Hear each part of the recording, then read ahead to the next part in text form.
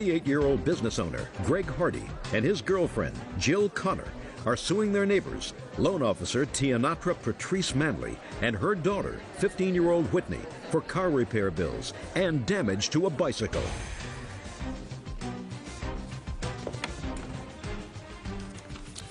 Yeah, this is case number 575 on the calendar, the matter of Connor, Hardy versus Manley. Parties have been sworn in, Judge. You may be seated. According to your complaint, Mr. Hardy, there came a time several months ago when your girlfriend discovered that her car had been hit. Nobody left any information as to the perpetrator of that hit and run, but you went on a sleuthing expedition in your neighborhood, and you came up with the defendant's car, and you found that there was damage to her car, same location, same color paint as happened to be on your car. When confronted, the defendant first acknowledged, then denied that someone else, I think you, were driving the car, but that wasn't their responsibility because although their car had been in an accident, you hit a metal garbage can. A metal garbage can, not her car. Later, which is the second part of your complaint, you claimed that while acting very innocently, the defendant ran over you while you were on your bicycle, causing you medical bills, lost wages, pain and suffering, et cetera, et cetera. So you want the damage to your car, you want all the aggravation medical bills as a result of being hit by the defendant with her car. When was your car hit? December 23rd, I walked out of the house and noticed that my car had been sideswiped on the front swale. You have a picture of the car? Yes, ma'am. How far do you live from each other? I think we have about 5 or 6 homes between us. How long have you lived there? 6 years. And you? 5. Never had any problem with each other before? No. Nasty. Mm-hmm. What kind of paint was on your car? Your paint and what other paint? And a dark green paint. Another dark green. Okay. What made you think, Mr. Hardy, that it was Miss Manley's car that caused the damage? Well, on Christmas Eve, I took a walk down the street. We live on a dead-end street, so I knew if there was somebody on the street that damaged the car, there was a good possibility the car would be there. I walked down the street and saw the damaged vehicle in her carport. I knocked on her door. Where was it damaged? It is damaged on the front passenger side. We have the pictures.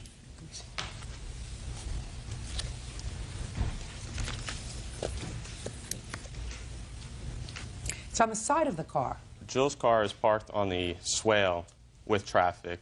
Her car was sideswiped on the driver's side, which means if a car was going down the street, most likely it would be on the passenger side damage. What kind of car do you have? A Lexus.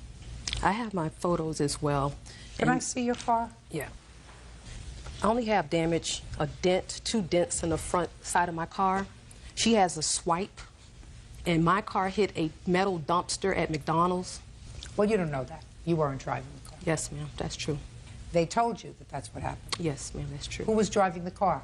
My uncle, Patrick. You were with Patrick? Yes. Had you borrowed the car? Yes. When? My mom had given it to us a couple days before Christmas to go to McDonald's because she was cooking. So on the same date that Miss Connor's car was damaged? I'm not positive. Well, that's what it is. A couple of days before Christmas. Christmas comes the same time every year. Thursday night. That's December 25th. It was at nighttime I gave him the car. She said a couple of days before Christmas, which would have been the time that this happened. Whitney, when you came home, did you immediately tell your mother that you had been in an accident? No, I didn't. Did your uncle? No, he didn't. Why not? Because we were afraid that we wouldn't get our Christmas gifts since it was right before Christmas. And we didn't want to upset her. So how did you hide the car? Well, at the time, my mom was driving my grandmother's new Dodge Ram truck. So the car is parked in the carport, and she doesn't usually have no reason to go on the side of the house, and she hasn't seen it. So you concealed the fact that you were in this accident. Who owned the dumpster? McDonald's. Did you tell them that you hit their dumpster? No, ma'am. And how did that happen, that the car hit the dumpster? Well, as we were driving to the drive-in, we were arguing over the radio station, and he was, like, slapping my hand away from the radio station so I wouldn't change it. And I grabbed the wheel, and the car kind of swerved and hit the dumpster. Now, let's leave that for a moment. Mm-hmm. When you approached Miss Manley, what did she say? I knocked at the front door. I asked her, had her car been in an accident with my car on the street? She told me she had not driven the car in 4 days. I knew nothing about it. I asked her to come outside and look at her car. Was she surprised? Oh, she was very surprised to see the damage on her car. called Whitney to the carport door. She asked Whitney if Whitney had driven the vehicle. Whitney said yes, she had driven the vehicle. That's not true. Don't That's not true. Don't speak. Sorry. And that she had sideswiped my girlfriend's car on her way That to is not McDonald's. true. Listen to me. I'm sorry. Okay, I'm sorry, but that's Judge, not just- true. Okay. What do you think? I don't hear? I heard what you said, and I told you to be quiet. You're going to have an opportunity to respond to him. Go ahead. Whitney said yes, she had driven the car. She had hit Jill's car on the way to McDonald's. Stated that she was putting on her seatbelt at the time of the accident and had just swerved over and rubbed the car and was afraid to tell anybody. Whitney doesn't even know how to drive. Listen to me. It's my job to figure out who's telling the truth and who's not. Do you understand? Yes, ma'am. So what did you do? I told her that I would like to call the police. Patrice said this is not a good idea to call the police because Whitney is not covered by her auto insurance, and she would be more than happy to just pay for the damages if I brought her an estimate. She wrote down her name and phone number. Let me see it, please. I left that on the door. Listen to me. When it's your turn, you will speak. Okay, I'm sorry. This is her handwriting. Yes, ma'am. And you wrote down your name and phone number. Yes. And put it on his door. Yes. For what reason? Because I had to talk with her on what happened because she never said anything when he came. He asked her, I asked her, did she know about an accident to her car? Whitney said no. Okay, after that point, she didn't say anything else. So therefore, while he was there, if I was going to write down all that information, I would have given him my insurance and other papers. No, that's not true, madam. Why? You usually don't get an opportunity for me to answer your questions, but I'm going to do it for you because you seem to be speaking out of turn. And maybe if I explain to you why you would give him your phone number instead of your insurance information, you will understand. Because what he says is that your daughter said, yes, she drove the car, she had an accident, which sounds right to me, that you said, don't call the police because my insurance isn't going to cover her because she's only 15. Give me an estimate and we'll pay for it. And you gave him your phone number. That's a logical explanation. Now, say nothing, because I've answered you. Judge Judy continues in a moment. As I went to the car, he started calling me a black, all these words. He kicked the car door, and he said I messed with the wrong cracker. Real cases, real people. Judge Judy. Greg Hardy and his girlfriend Jill Connor say their neighbor, 15-year-old Whitney Manley, sideswiped their car. The couple also claims Whitney's mother, Patrice Manley, ran over Greg's bicycle. You gave her the estimate, and what happened? She said that the estimate is too much and that she wasn't going to pay for it, and she told me do what I have to do, and that was it. Did she come to your house with an estimate? Yes, she came to my house. All right. She said she knew it was me. Sorry.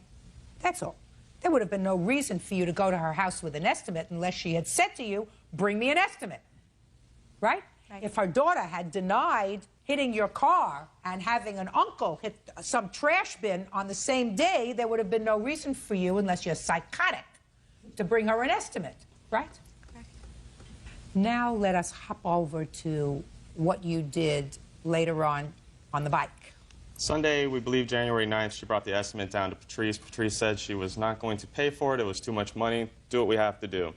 We called the police officers back down because we have a hit-and-run report from the first incident. I'd like to see it, please. The officer went down there, spoke with Patrice, stated that since she agreed to pay for it... Don't tell me what the officer said. That's true. Okay. No, that's hearsay. I Okay. just want to see whether the report was made on the 23rd. When they went to McDonald's, it was on the 23rd that evening. Let me explain something to you, madam. I don't believe your daughter. I don't believe your daughter didn't drive the car and hit Jill's car. I believe that that's exactly what she did. And I believe that she acknowledged that the date that he... listen to me. I believe she acknowledged that to him. She did. And I believe the story that she's telling me now with hitting a dumpster in a McDonald's parking lot is a whole lot of who shot John. Because coincidences sometimes happen in this world. But if there's a more logical basis for what happened, I usually go with the logic rather than the serendipity. Let's move on to the bicycle, sir. We need to have our license tag number because we reported to Jill's insurance agency. They need to have the license tag or some information of Patrice to do a follow-up case. Patrice's car disappears for a length of time. I go for a bike ride on January 20th, the morning. God. I see Patrice parking in Across the street. a field adjacent to her I house. don't listen to me. I don't want to hear an echo. Okay. She's parked in the field, catty corner to her home. I noticed that she is running across the street to her door. I pedaled down the road. I stopped in the street. I said, Patrice, are you not paying for Jill's damages to the car?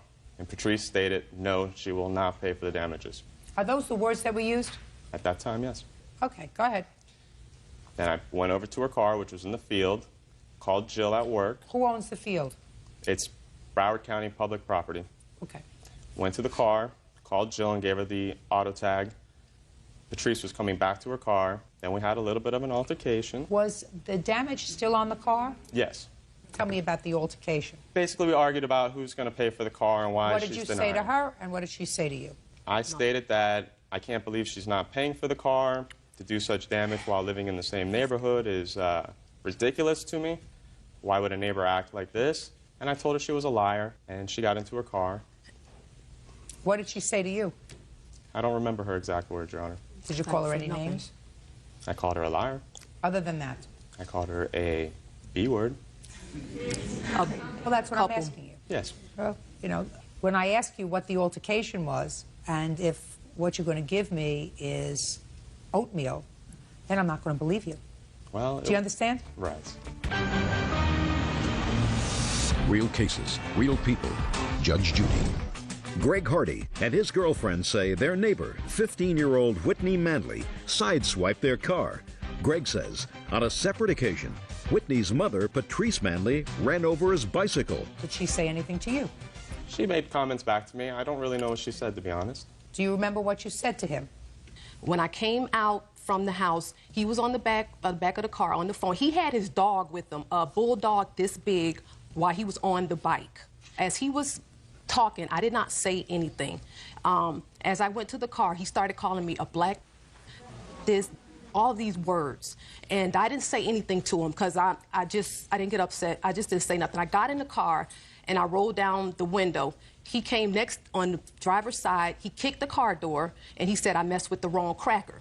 I then asked him, what is a cracker? He said, I'm going to get you. He proceeded with the dog. He hopped on the bike and he proceeded to the street. As I'm driving off, he's in front of my car, would not let me pass. I went around him to not hit him or anything. I went around him.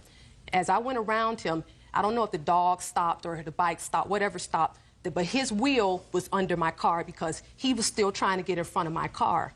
And then as soon as that happened, when my back tire hit his back tire, he fell off the bike, and I stopped right there. I didn't move, left it as is.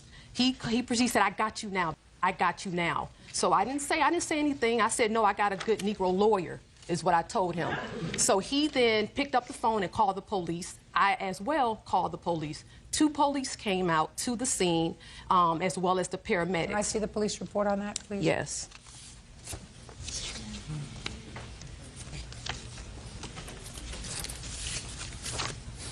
On the last page is... Shh. Were you taken by ambulance from the scene? Yes, I was. At his request. Shh. What difference does that make?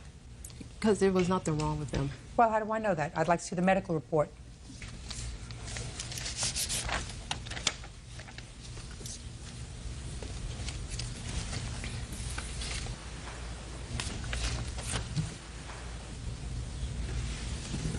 Is this your injury on your ankle? Yes. Looks like it got caught in the spokes of the bicycle. The front crankshaft, yes. So now I have a few questions for you, Mr. Hardy. Why did you pull out your bicycle at the same time that she was pulling out her car? I was on the driver's side door when we were arguing. Yes. And then she had not yet started the car, or maybe she had just started the car. I have to go up the street. It's a dead-end road. I have to go forward. We're both have to go forward. Well, I understand that, but I you go both... first. Listen to me, Okay. my friend. You don't have to go forward at the same time. You've just had an altercation with a woman who was in a car that weighs 3,000 pounds. It would seem to me prudent to hang back in the field that is the property of Broward County, play with your dog for 15 minutes while Miss Manley leaves. You've already gotten the information that you wanted, so there's no need to have any further interaction with her. Is that a fair statement?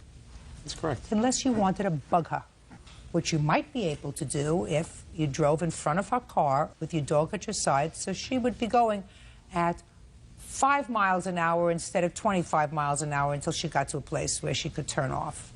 Is that a possibility? It is a possibility. Right. So you could have avoided this whole part of the conflict if you just stayed back and played with, what's your dog's name? Indy. Indy. In the field for a couple of minutes. Why didn't you do that? Well, I didn't expect her to run me over in a car, and I was going to the bike path, which is just right past the bushes, so I can get onto the next street. I was already in motion first. I did not expect her to hit me with a car. She came up from behind me after I was already riding down the street. Well, Mr. Hardy, I don't buy it. Okay. The alternative was for her to stop her car and just wait for you to get to where you wanted to go. You could have done that, right? Said, listen, this guy is behaving like a big baby, and he's just trying to get my goat, and I'm going to turn off my car and wait 5 minutes for him to disappear. But you both got a little bit hot under the collar, and your bicycle went over, and the dog, according to you, pulled you over, and that's how you got hurt. No, the dog pulled me to the right. The police officer stated that my bicycle was left in the middle of the street, and that is why they didn't deem her a ticket on the accident. They sure didn't, according to the police officers. According to the police officer's report, police officer says, based upon the position... Two police officers. It was two. What word didn't you understand? Don't talk. This is not a tea party. Do I give you an opportunity to tell your side of the story? But I didn't finish. You may not have finished, madam, but I'm getting the information that I need. And so far, with regard to this aspect, you don't seem to be losing. With regard to whether your daughter hit Jill's car, you lost there. Because your daughter drove your car, didn't tell you, and hit her car. And if you believe her that she didn't do it, that's your problem. So you're going to pay for the damage to Jill's car. But Mr. Hardy's going to pay for his own stupidity and not waiting in the field with his dog until you took off. Because I think what he was trying to do was just annoy you. You understand that, Mr. Hardy? Well, I don't understand. You understand. I'm glad you understand. You may not agree with me. That's your prerogative. That's your prerogative. You don't have to agree with me. I'm not here. It's not American Idol. It's not a popularity contest. I listen to what, to me, is common sense. It is not common sense that your girlfriend's car was damaged on the same date as she had control of her mother's car. Her mother's car came up dented with a baloney story about hitting something in McDonald's that they didn't report to McDonald's. That doesn't make sense. And it doesn't make sense that you just happened to get in motion first and felt as if you had to leave the property first while this 3,000-pound car is following you. That doesn't make sense. And if it doesn't make sense, it's usually not true. Let me see an estimate for your car, Jill.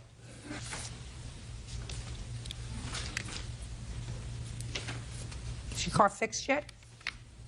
Judgment for the plaintiff in the amount of $2,173. That's all. Step out. Party Judge Judy, step out. Now this is case number 597 on the calendar in the matter of Willis versus Banchler. Parties have been sworn in, Judge. You may be seated. Ma'am, have a seat.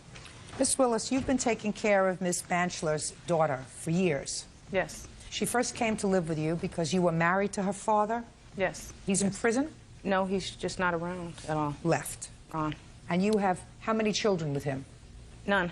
You have children of your own? I do, right. But he brought this child into your home? Right. When? August 28th of 2000. How old is she? She's 11. She'll be 12 in June. And you've been taking care of her ever since? Solely. When did your husband leave? In 2002. Where were you? In Washington State. What were you doing there? I live there. What you want, Miss Willis, is you want support for this little girl from her mother, because you've been taking care of her, according to you, with no support from her mother. None.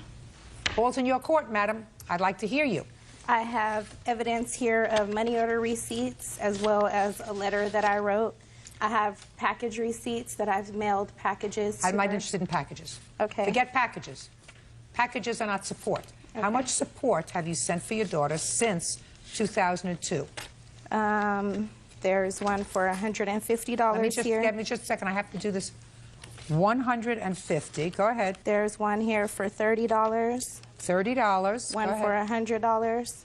One for $150. And one for $50. Who were those money orders made out to? They were made out to her father. Only one of them was made out to Oki. She's never made one out to me. What was the date of the last one? September 8th, 2003. Okay, since September 8th, 2003, you have sent no support for your daughter. Not cash. Well, that's all I'm interested in, is cash. How do you support yourself? With packages?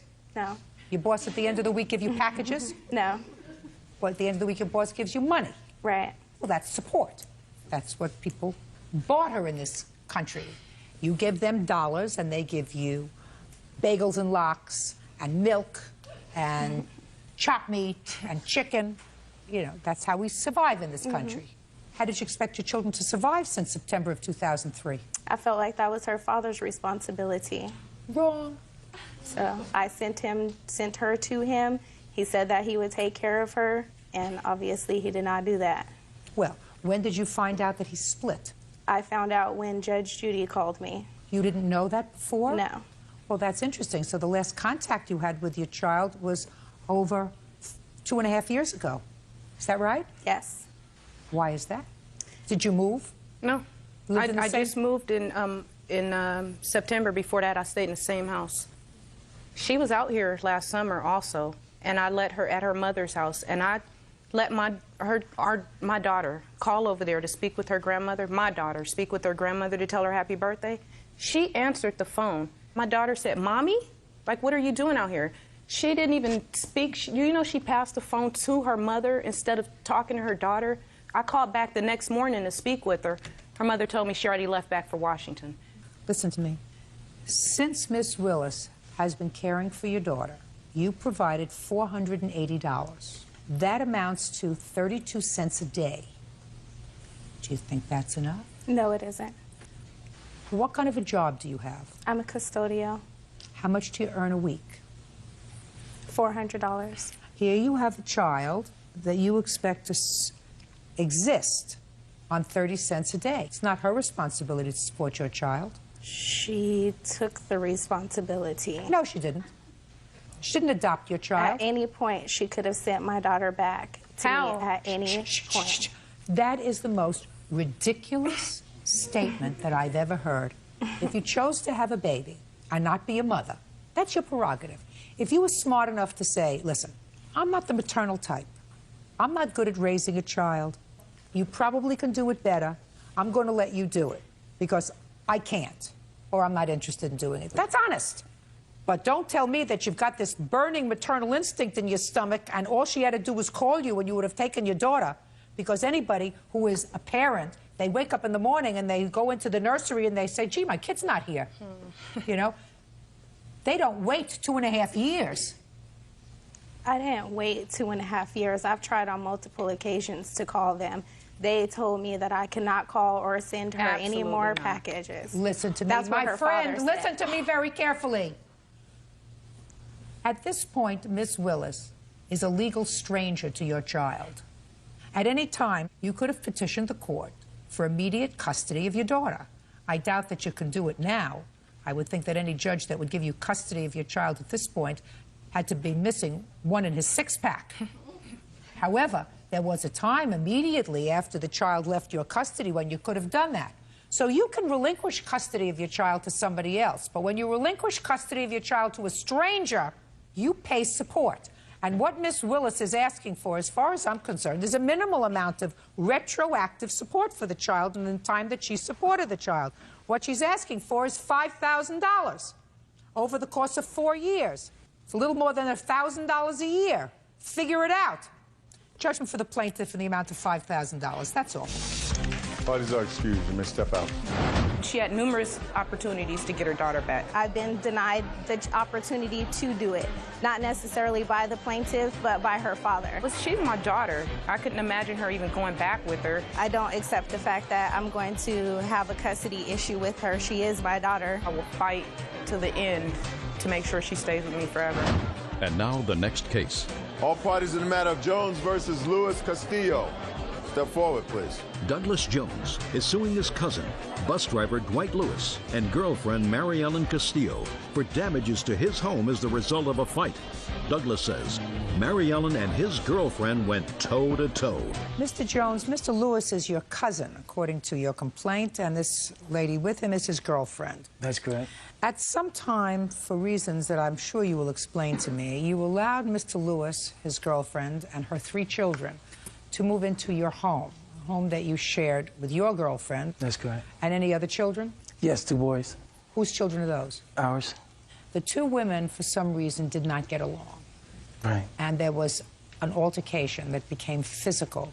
And it is your claim that this altercation that became physical resulted in Miss Castillo taking a plate and throwing it against your sliding glass doors, causing the door to break. You want her to pay $600 for the glass door. Which the glass door that's been chipped, the kitchen window, she broke also. Miss Castillo says you're lucky she's not suing you and your girlfriend because she was injured during that altercation. An altercation that was started by your girlfriend. Judge Judy continues in a moment. She starts going, oink, oink, you a pig, oink, oink, and she spit in my face and ran. So what did you do? I snatched her up when she was running, and I threw her on the ground and we were fighting. Real cases, real people. Judge Judy. Douglas Jones says his cousin, Dwight Lewis, and his girlfriend, Mary Ellen Castillo, owe for damage to his house. Douglas says the damage occurred during a fight between Mary Ellen and his girlfriend, Laminda. Were you present during the altercation? I know, I was in a room next to the kitchen. Step up here. What's your name? Laminda? Laminda, you have a last name. Malik. When did they move in with you? They moved in June of '04, and the fight took place at August. It was right after your back 30th. surgery. Right, right. August of 31st of '04. Correct. What started the fight? We were in the kitchen, and the night before we had been fighting the whole night. My dad was just going to California, so he had stopped by, and she was still calling me names the next morning. It was over a washer and just things that she was like nitpicking on, you know, if I did the dishes or, you know, putting dishes to each side of the sink. I mean, it was ridiculous. It was little kid fighting, but she was still doing it the next day. When my dad came over, she stood over in the carport, and she starts like folding her arms and just staring at me, and I'm like, I'm trying not to look over at her, and she starts going, oink, oink, oink, oink, you a pig, oink, oink. That's the day before. Yeah, later on, we were cooking, and she spit in my face and ran. And at the time, she couldn't really talk because she had sores in her mouth. And so, I don't know, to me, that was assault. You know, that was assault to me. That was it. I had it, and I couldn't take it no more. And so what did you do? I snatched her up when she was running. What does that mean, you snatched her up? By her hair. So you grabbed her by the hair? Yeah. And what did you do? And I threw her on the ground, and we were fighting.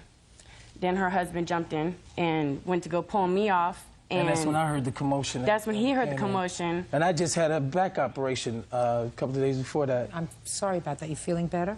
A little bit. Good. Can we get back to the story, please? All right. So now he comes in to try to pull you off. Is that right? Mm-hmm.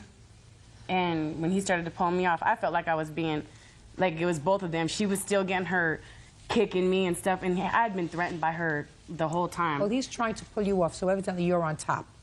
No, pull us apart, actually, because at the time we were both still wrestling on the ground, and I had been told many times, don't mess with Mary Ellen, you know, that she was going to whip my... Okay. Sorry. Where are all the children when this is going on? They were scattered all over the house. Some were playing out in the yard, and somewhere in the living room. The children didn't come in to hear what all the commotion was? Yeah, a couple of them came to the kitchen door after the fight had broken up.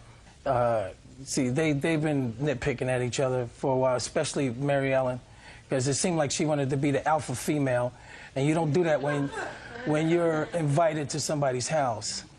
I asked my cousin and them to come up here because Mary Ellen had got kicked out of his daughter's house in Georgia, where they moved into another house, and they said they had black mold, and the mold was killing them. So I said, well, come on up and, you know, stay with me. You got 3 kids, so get them in school up here and come up here. I didn't expect her to come over and take over. I wouldn't try to take over from her. Evidently, she tried. I want to know how the window got broken.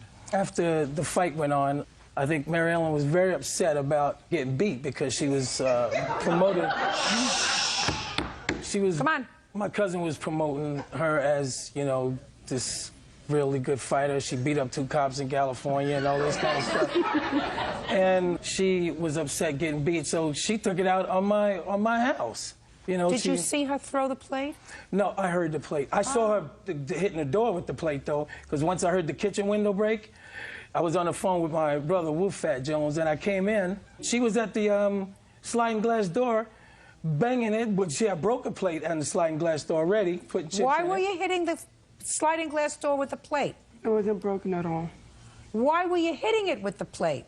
She attacked me when there was blood all over the floor, and she gave me a scar right here, and I have 4 stitches. I have 2 cuts, 4 stitches.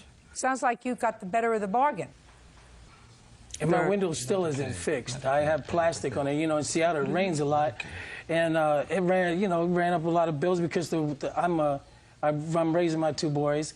I'm out on L&I right now, so I don't have a lot of money to fix the window. Labor in the industry. I got hurt at work. I work in a prison. So I couldn't get it fixed. They said that they were going to fix it. When did they say they were going to fix it? The next day afterwards, he said, well, let's go to Lowe's and find another window. And I said, no. Did you say that, Mr. Lewis? Yes, I did. Yeah. So why didn't you fix it? He didn't want a Lowe's window. He wanted it professionally done, which would have cost a lot, and we didn't have the money at the time. The reason why I didn't want him to fix my window, Your Honor, he was trying to, he changed my toilet seat with a crowbar. Let me see the estimate on the window.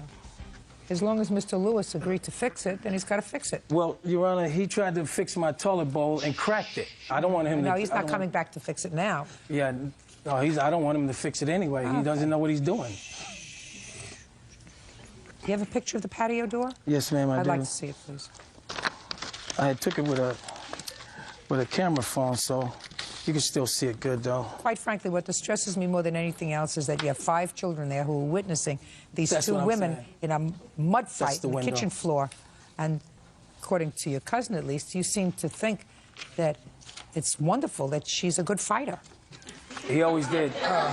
He always did. You've heard the fictionalized account. What I will tell you what truly happened. Go ahead, I'm willing to listen.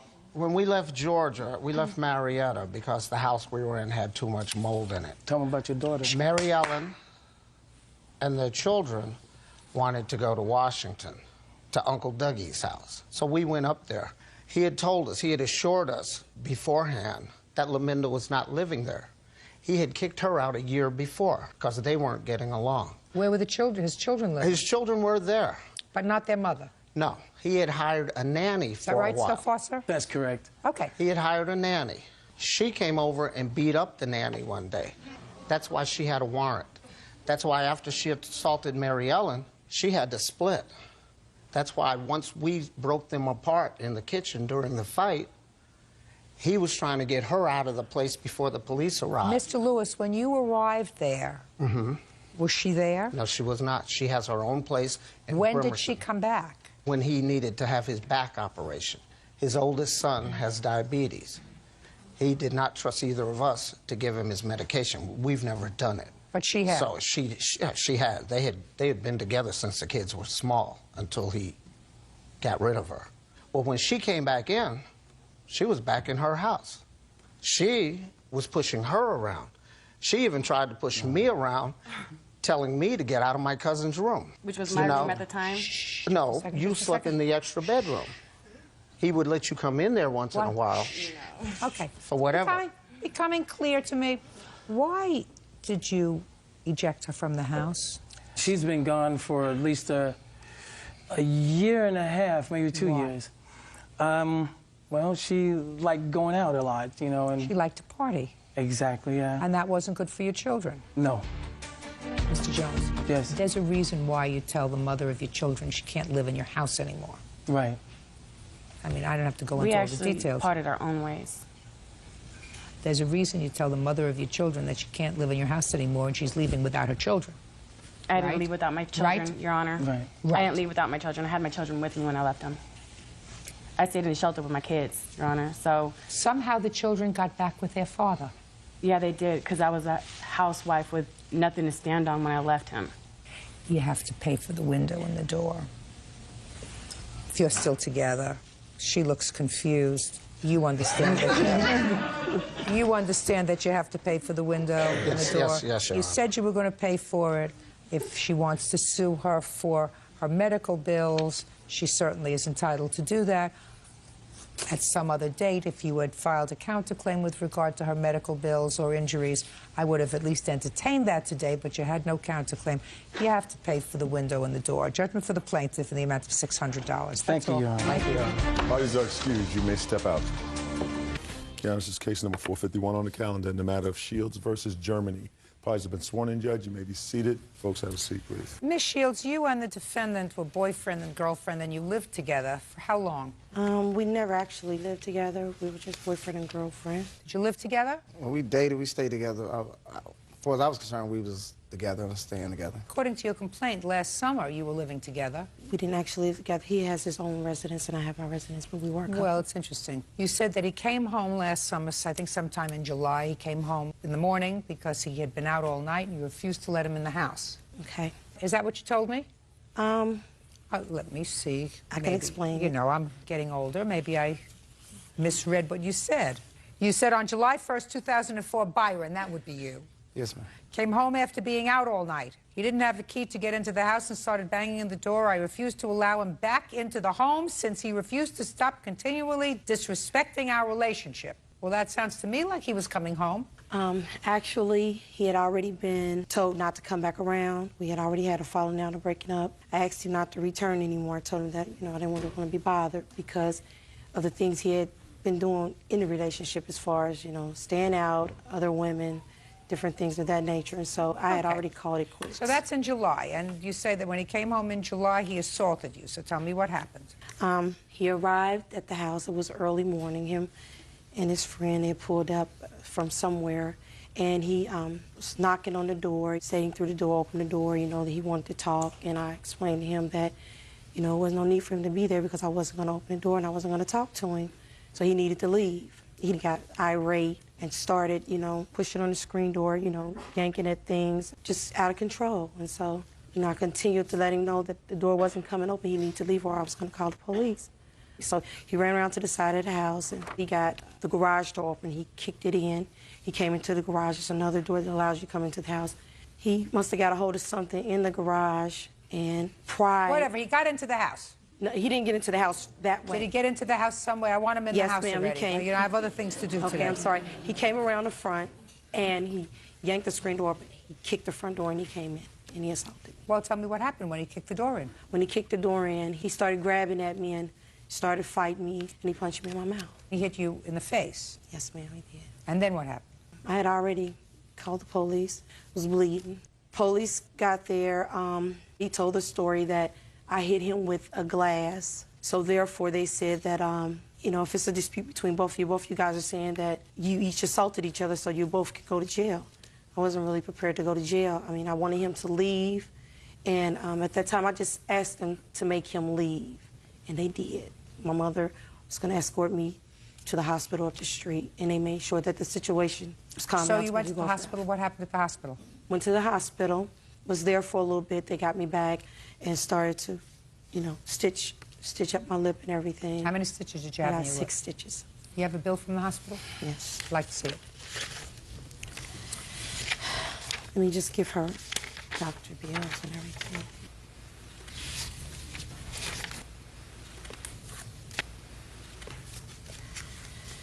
Now, after that date on July 1st, when was the next time you saw Byron? Well, he continued to, you know, come around and continued to knock on the door and make little threats and different things like that. But the next actual event where I did actually have to file charges again was January the 4th this year. And what happened? I do have videotape. He came over again, banging, ranting and raving. He kicked the front door in that time, which I have videotape of that. And he left. I called the police, made another... He's not the father of that baby, is he? Yes, he is.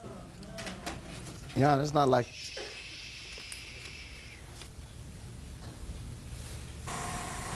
This is just a videotape of today, January 4th, 2005, where he's been kicking at my door.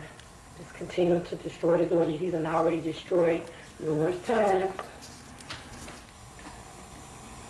Byron, Germany. Black. 38, about 180-some pounds. So he drove off, just kicked the door, just kicked it all apart. And just kicked my window, trying to kick my window out, but he kicked the screen. broke the screen door. He couldn't get in the door. He just tried to keep destroying the property. Just keep destroying it.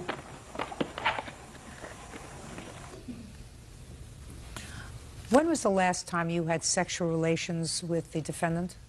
Not since the first incident. We haven't really been communicating. You mean not since July 1st? Mm-hmm. Now, you told me before you started that you had already told him not to come around. Was that before or after you became pregnant? I guess it was around about that time. It was all pretty close together, you know. Things are just spinning out of hand at that time. Yana, I was there the day before that. Oh, yeah, I know you were. And then you took off and you stayed out all night. We went to the casino. So? When we go to the casino, your phone doesn't work in there. And apparently, I guess she was trying to call me and she didn't get through. Well, when did you tell her that? Upset. Shh, listen to me. In the casino, 24 hours. Am I speaking to you? When did you tell your girlfriend that you were going to be out all night and you wouldn't be coming home? I didn't think I had to report to her. She knew I was with him and we were going to go do a couple things. You picked him, my friend. Yeah. That same thing I tell him? And it's a pattern. Just a second. Do you and I have to have a... Okay. Ask him to come up here, would you, please? Step up. Right here. I run this show. Do you understand? You don't speak until I speak to you. If I ask to speak to you, you'll stand up there, you'll tell me your name, you'll answer questions that I ask you. Other than that, I don't want to hear from you. We understand each other? Mm-hmm. Yes.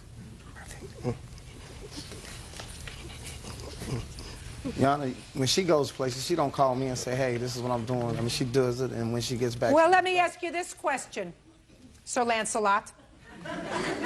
How would you feel if she went out with her friends, or with whomever, and stayed out until 8 o'clock in the morning, didn't call you, and you were home all night waiting for her to come home? I didn't stay after 8 o'clock. I'm asking you a question. This is my story. I'm allowed to make up the facts in my story. How would you feel if your girlfriend, who you were expecting to come home, stayed out all night and traipsed in at 8, 9 o'clock in the morning? How would you feel? I mean, I'd probably be a little upset, but I mean... Ooh! You'd probably be a little upset, Byron. I wouldn't double lock the doors and block your phone numbers out from the phone so you can't call or get in. Well, that should have told you something, my dear. She didn't want to hear from you. She didn't want to see you. She was really annoyed. Judge Judy continues in a moment. Your friend says, what am I going to be friendly with him for? He's an idiot. Right. See? You knew you'd come in handy. Real cases, real people. Judge Judy. Regina Shields says ex-boyfriend Byron Germany kicked in her front door and split her lip. Byron claims Regina injured herself when she swung a cup at him. Byron, you can't give her a fat lip, my dear. I didn't hit her on the lip. She hit me with the cup, and then on a moment... Where did she hit you with a cup? On my elbow. What bone did she break? She didn't break no. She swole my elbow out to there. Oh. But when, the police took forever getting there, but when the police did come there, I told them I wasn't trying to press no charges. Well, how did her lip get split? Well, her lip got split when she was swinging the cup. She hit her own self with the cup. And I was pushing her back, and I think when I hit her hand, it hit back and hit her lip. I know it sounds wild, but that's what happened. It's possible. And it all wouldn't have happened if you hadn't kicked in the door. I didn't kick in the door, I pushed it open. Pushed it in, kicked it, shh. Pushed it, kicked it. It all wouldn't have happened if you just went home, let her cool off, go back to the casino, lose another couple of bucks. You could have done a whole bunch of things instead of pushing in the door. And when she gets angry like that, she stay like that for some days. Then what you do is you stay away for a few days. But I had something in the house I need to get, and I was What? I had some money in there. I wanted to get my money, and then I was going to go and let her do her routine where she'd be hot for a week or two. Now, what about this video that I just saw of you driving back and forth and then leaving the house? I wasn't driving back and forth. I was backing out. Okay, you were backing out. Why were you there? It's my house. It's my place. How long has it been since you lived there? I mean, Byron! How long has it been since you lived there? I'm with her 24/7 there. I'm just off and on. I'm talking about January. That was, I think that was July on the video. What's the date on that? January 4th. Oh, yeah, I remember now. Yeah, because I was back there. I forgot. So many incidents. You don't understand, y'all. There's so many incidents, I can't remember. What were you doing there? I think that day, I think I didn't answer my phone. I remember right. And I was trying to call, and she put me on the block and other stuff. And then when you pull up to the door, we got a little surveillance, and she likes to talk through the camera to you. And it irritates you because you're standing there and can't get in your own place. I got a restraining order. I see it. Yeah. Here's the protection order. That was for what I had to fight at that time. That restraining order is dismissed. That was from the first incident. This one is dated the 4th of January, 2005. It was filed. What, is that the restraining order? That's the complaint. The complaint, yeah. Mm-hmm. She doesn't want you around anymore, Byron. I mean, I don't have no problem with it. Like I said, my lease is up. When was the last time he lived there? It's been before the first incident. Before July? Yes. Okay, and he hasn't been living there since July? Yeah, and I've been there off and on. I've been there. What do you mean off and on you've been like, there? I'll come and she'll get mad and I'll go. I mean, I don't have no problem. Byron, really, unless you want to spend a lot of time in jail, you should stay away from her. I'm not trying to spend no time in jail. What I'm telling you is I'm giving you the best possible advice, Byron. If you don't want to spend a lot of time in jail, you're going to stay away from her, because once you've had a history of domestic violence, eventually a judge is going to get fed up with you and say, Byron, you don't seem to get it. And maybe you'll get it if you do 60 days. But I've never been charged with, I've never been charged, but everything's been dismissed. What I'm telling you, Byron, is she doesn't want to see you anymore. Then she should stop calling me and telling me, what are you doing? You ain't coming by here. You have proof that she does that? You're going to ask her, but I know she's not going to tell you the truth. Right. She just gets in those moods. Like I said, if I stay out all night, or if I don't answer my phone, or she thinks she hears women in the background, she's going to go off and she's going to do what she does now. And that's the only reason why the doors end up like that. But as that fat lip, I never put my hands on her. She did it with herself with the cup. You did. You put your hands on her. I'm not saying that you hit her. I'm not saying that with all this scuffling, that maybe the cup hit her lip. That's possible. But for the fact that you kicked in the door or pushed in the door, it wouldn't have happened. I understand that. One time before, she's got that little bump right there. She had a hammer, hit me with a hammer, swinging a hammer at me. And when I pushed her back, she bumped her head with the hammer. He's extremely violent. Extremely violent. Oh, she's extremely just violent. a second. You have a bad temper? I can. Yeah, I know. And I know that you do. And I know that when he pushed his way into your house that day, things got hot and heavy. Right? Really, I'm scared of him. Now, listen to me. Things got hot and heavy. Is that right? It's already heated, but I wouldn't hit him because I know he'll hit me back. Mm-mm. I know he'll hit me back. Yeah, and I've been hit with bricks, 2x4s. Well, then you're an idiot. Cell phone. Then listen to me. Then you're an idiot. If you've been hit with bricks and hammers and glasses and cups and you keep going back, then something's not right. Then your friend says, what am I going to be friendly with him for? He's an idiot, right? Right. See? You knew you'd come in handy.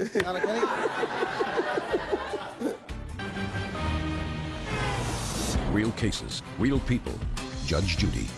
Regina Shields claims ex-boyfriend Byron Germany kicked in her front door and assaulted her. Your Honor, can we put him over there with her? She's going to say I'm an idiot? Well, don't you think you're an idiot? Listen, if you get hit with bricks and hammers and cups and she's vicious and you keep going back. Your Honor, it's not like she... Shh. Does that make you smart? No, don't make you smart, but she's not beating me, literally beating me, but I'm saying she will hit you with something. Protecting her. She'll break a curtain rod up and hit you. If he got... Just wait a second. So now I've got Byron. I've got curtain rods, bricks. It gets worse, sir. Hammers. 2x4s. 2x4s. And cell phones. Cups. Cell phones. Yeah, cell phones. House phones. We had to replace the house phone 3 times because she wants to beat you with them. Byron, you're right. Go over on that side. Nah, I'm just saying. I mean, I be trying to give him advice too, like he just need to leave her alone. You know? See? Wisdom. Your Honor, you know, she's complaining about the doors. I mean, I have damages too. She tore up cars. She done kicked doors, and I got a Hummer. She beat it with an iron, like you iron. I was going to pull out the driveway, then bam. Ask him why he stays. If I ask him why he stays, we may turn into an R-rated program. Why do you stay, Byron? I mean, I love her to death. She's a good girl when she want to be, but what I'm trying to say to you, I mean, she does things too. I mean, I bought a car and I only had it 3 days, and I got my cousin I know it sounds strange. My cousin hit me on the expressway, knocked me to the guardrail. I only had the car 3 days. And she said, that's what you get for not giving me no money. I mean, that's not right. She was in the car with me. We both could have ended up seriously hurt. He's trying to say I'm money hungry. That's what he's trying to say. Well, maybe you are and maybe you're not. Anyway, Byron, I don't know whether she loves you or not, but all I can tell you is if you don't stay away from her, there's going to be a problem. And you're going to have this baby, and then there are going to be a whole host of other problems. Do you understand? Because you're going to want to see this baby, you're going to want to visit with this baby, and unless you learn to control yourself, and she learns to control herself, because my sense is that she knows how to get your goat. But you can't touch her. No, she kicked his car before. He just bought a car. Listen to me. I believe she's got a bad temper. Can I say something, Judge Judy, please? Sure. I know when a bad situation is getting ready to get out of hand, the only thing I ask of him is just leave. When I get angry, I can easily go and do things like that to his property when he does to where I live, but I don't do that. I just ask that he leave, and if he doesn't leave, I call the police. Listen to me.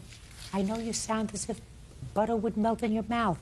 What he's saying is that when you're not here in a courtroom situation, you can have a really hot, volatile temper. That's what he's saying. And I have a tendency to believe him because I think that he doesn't do the right thing, but I don't think he's full of baloney. And I think you are a little bit. But I'm not saying he does the right thing. He doesn't do the right thing. Staying out all night, not the right thing. Not keeping in touch with you, not the right thing. If he's fooling around, not the right thing. But you know how to get to him so that when you bring the decibel level up to a certain point and then you say, now you have to go home, Byron. Well, you've already got him all worked up. Her lip got split, and her lip wouldn't have gotten split if you hadn't punched in the door.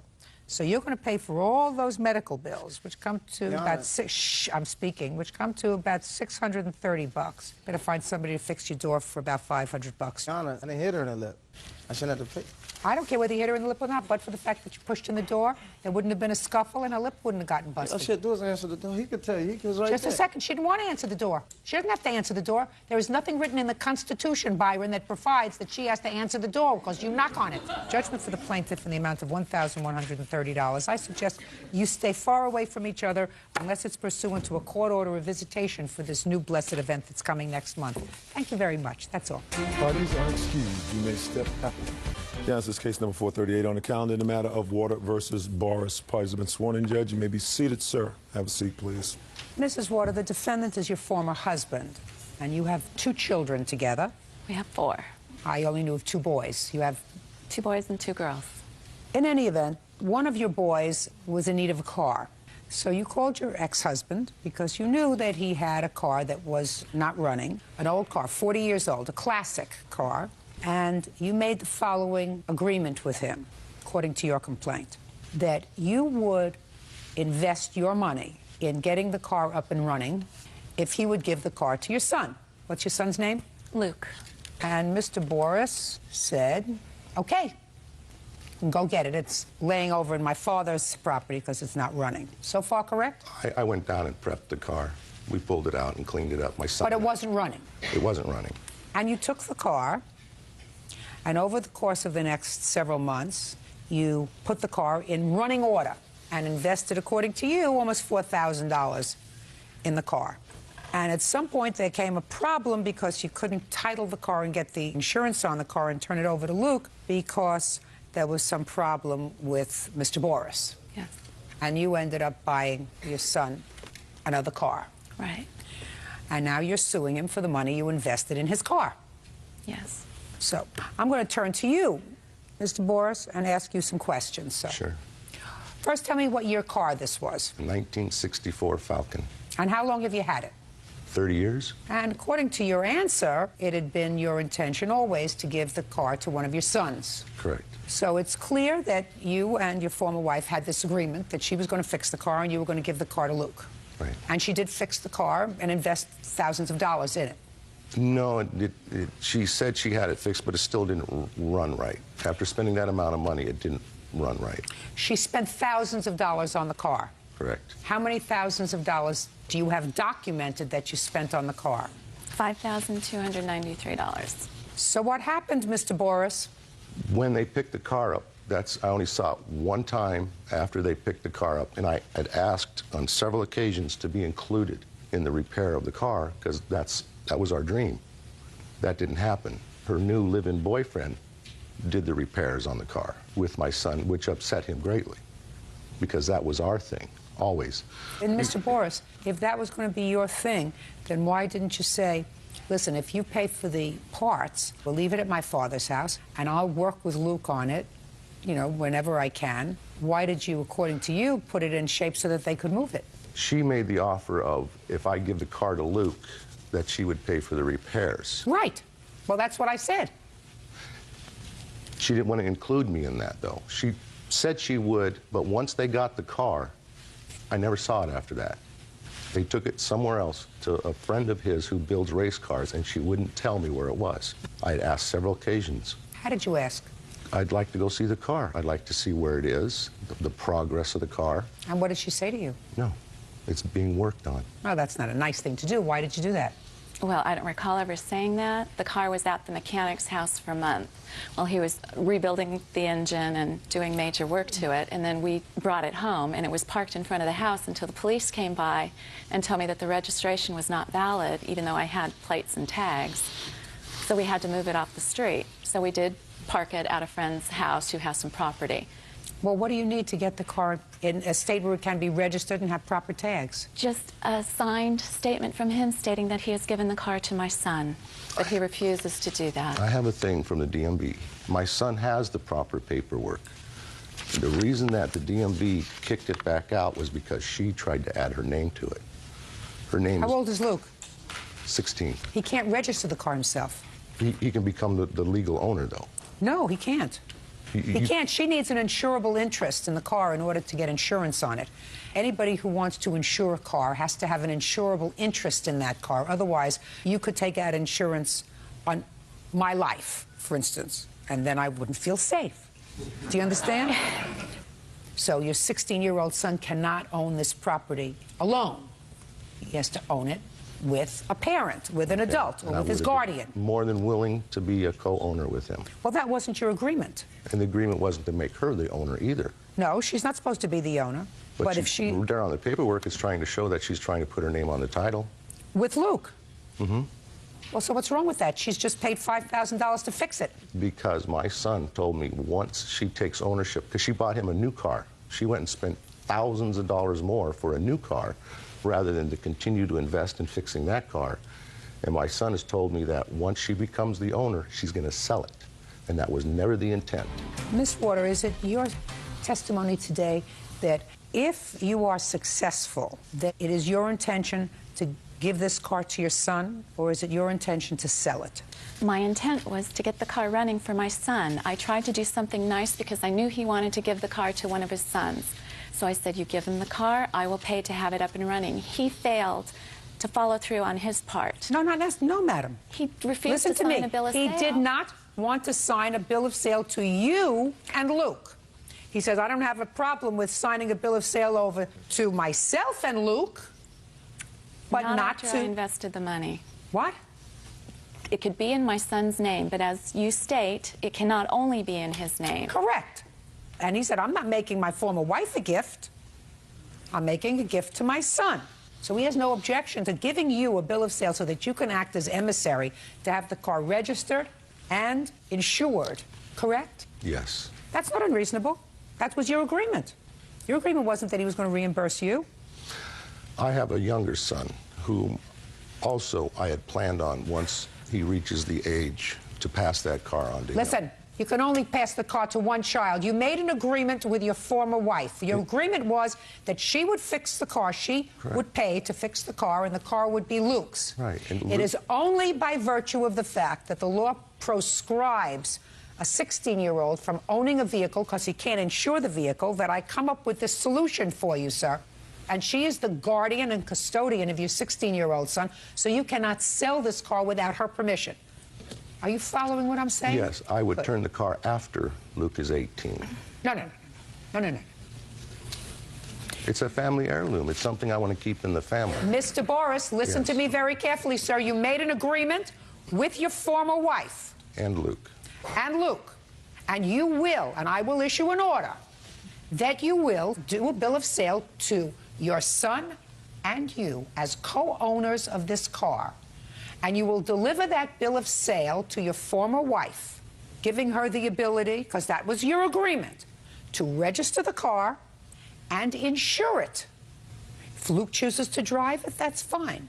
If he wishes to insure it, that's fine. If she wishes to keep that car on her property for the next 2 years until Luke is ready to take it himself, and I assume, sir, that you want to maintain good relations with your son when he's 18, I assume you're going to sign the car over to him. Correct. Right? Right. Perfect. That's the solution. So within 5 days from today, you will deliver that statement to your wife, along with the agreement that when Luke turns 18, he will become the sole owner of the car. Is that reasonable? That's reasonable. Understand? Good. Thank you. That's all. Parties are excused. You may step out. I'm very frustrated. I put a lot of money into that car, and I wasn't able to get it registered so my son could use it, and he needed another car, so I have spent more money than I needed to. She let her new live-in boyfriend do the work on the car with my son. They're just allegations. I gave him plenty of opportunity. The only thing is he wanted me to fund his time with his son. It had been something that my son and I had always planned on doing together, not some guy that she has living in the house. He makes everything difficult. It's been this way for years. I just hope we can put it behind us. And now the next case. All parties in the matter of Eden versus Neely. Step forward, please. 18-year-old student Desiree Eden is suing her father's girlfriend, EMT tech Susan Neely, for the return of payments on a Dodge Neon she repossessed. Susan is countersuing for the vehicle's unpaid balance and insurance payments. Who are you? I'm the dad. Why don't you stand up, sir? Okay.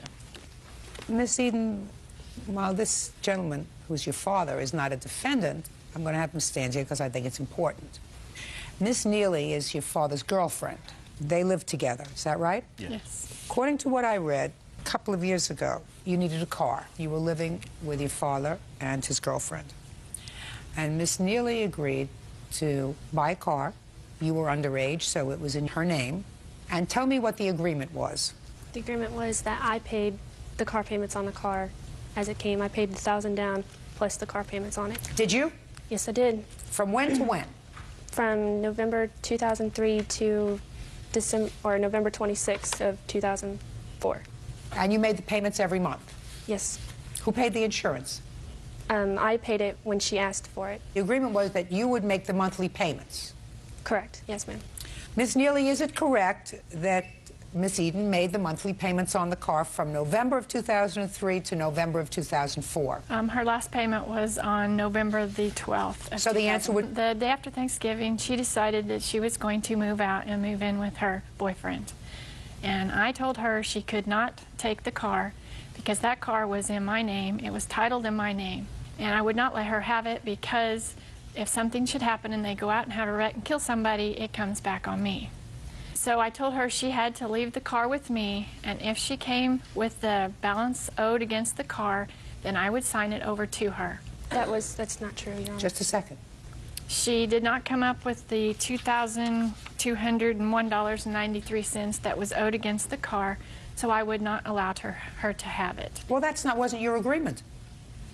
Miss Neely, that wasn't your agreement. Judge Judy continues in a moment. It's really dumb to hitch your wagon to a star when you're 18 years old, especially when the star isn't such a star. Real cases, real people.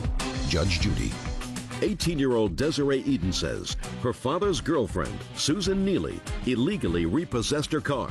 Susan says she took the car away when Desiree moved in with her boyfriend. When did you turn 18? May 23rd. Of 2004? Of 2004. Once she turned 18 and continued to make the payments, and you continued to accept the payments, that contract that you had with her, that verbal contract, was ratified, which meant it became a contract. The contract's terms were very simple. You make the payments until the car is paid off, I'll sign the title over to you. That was your contract.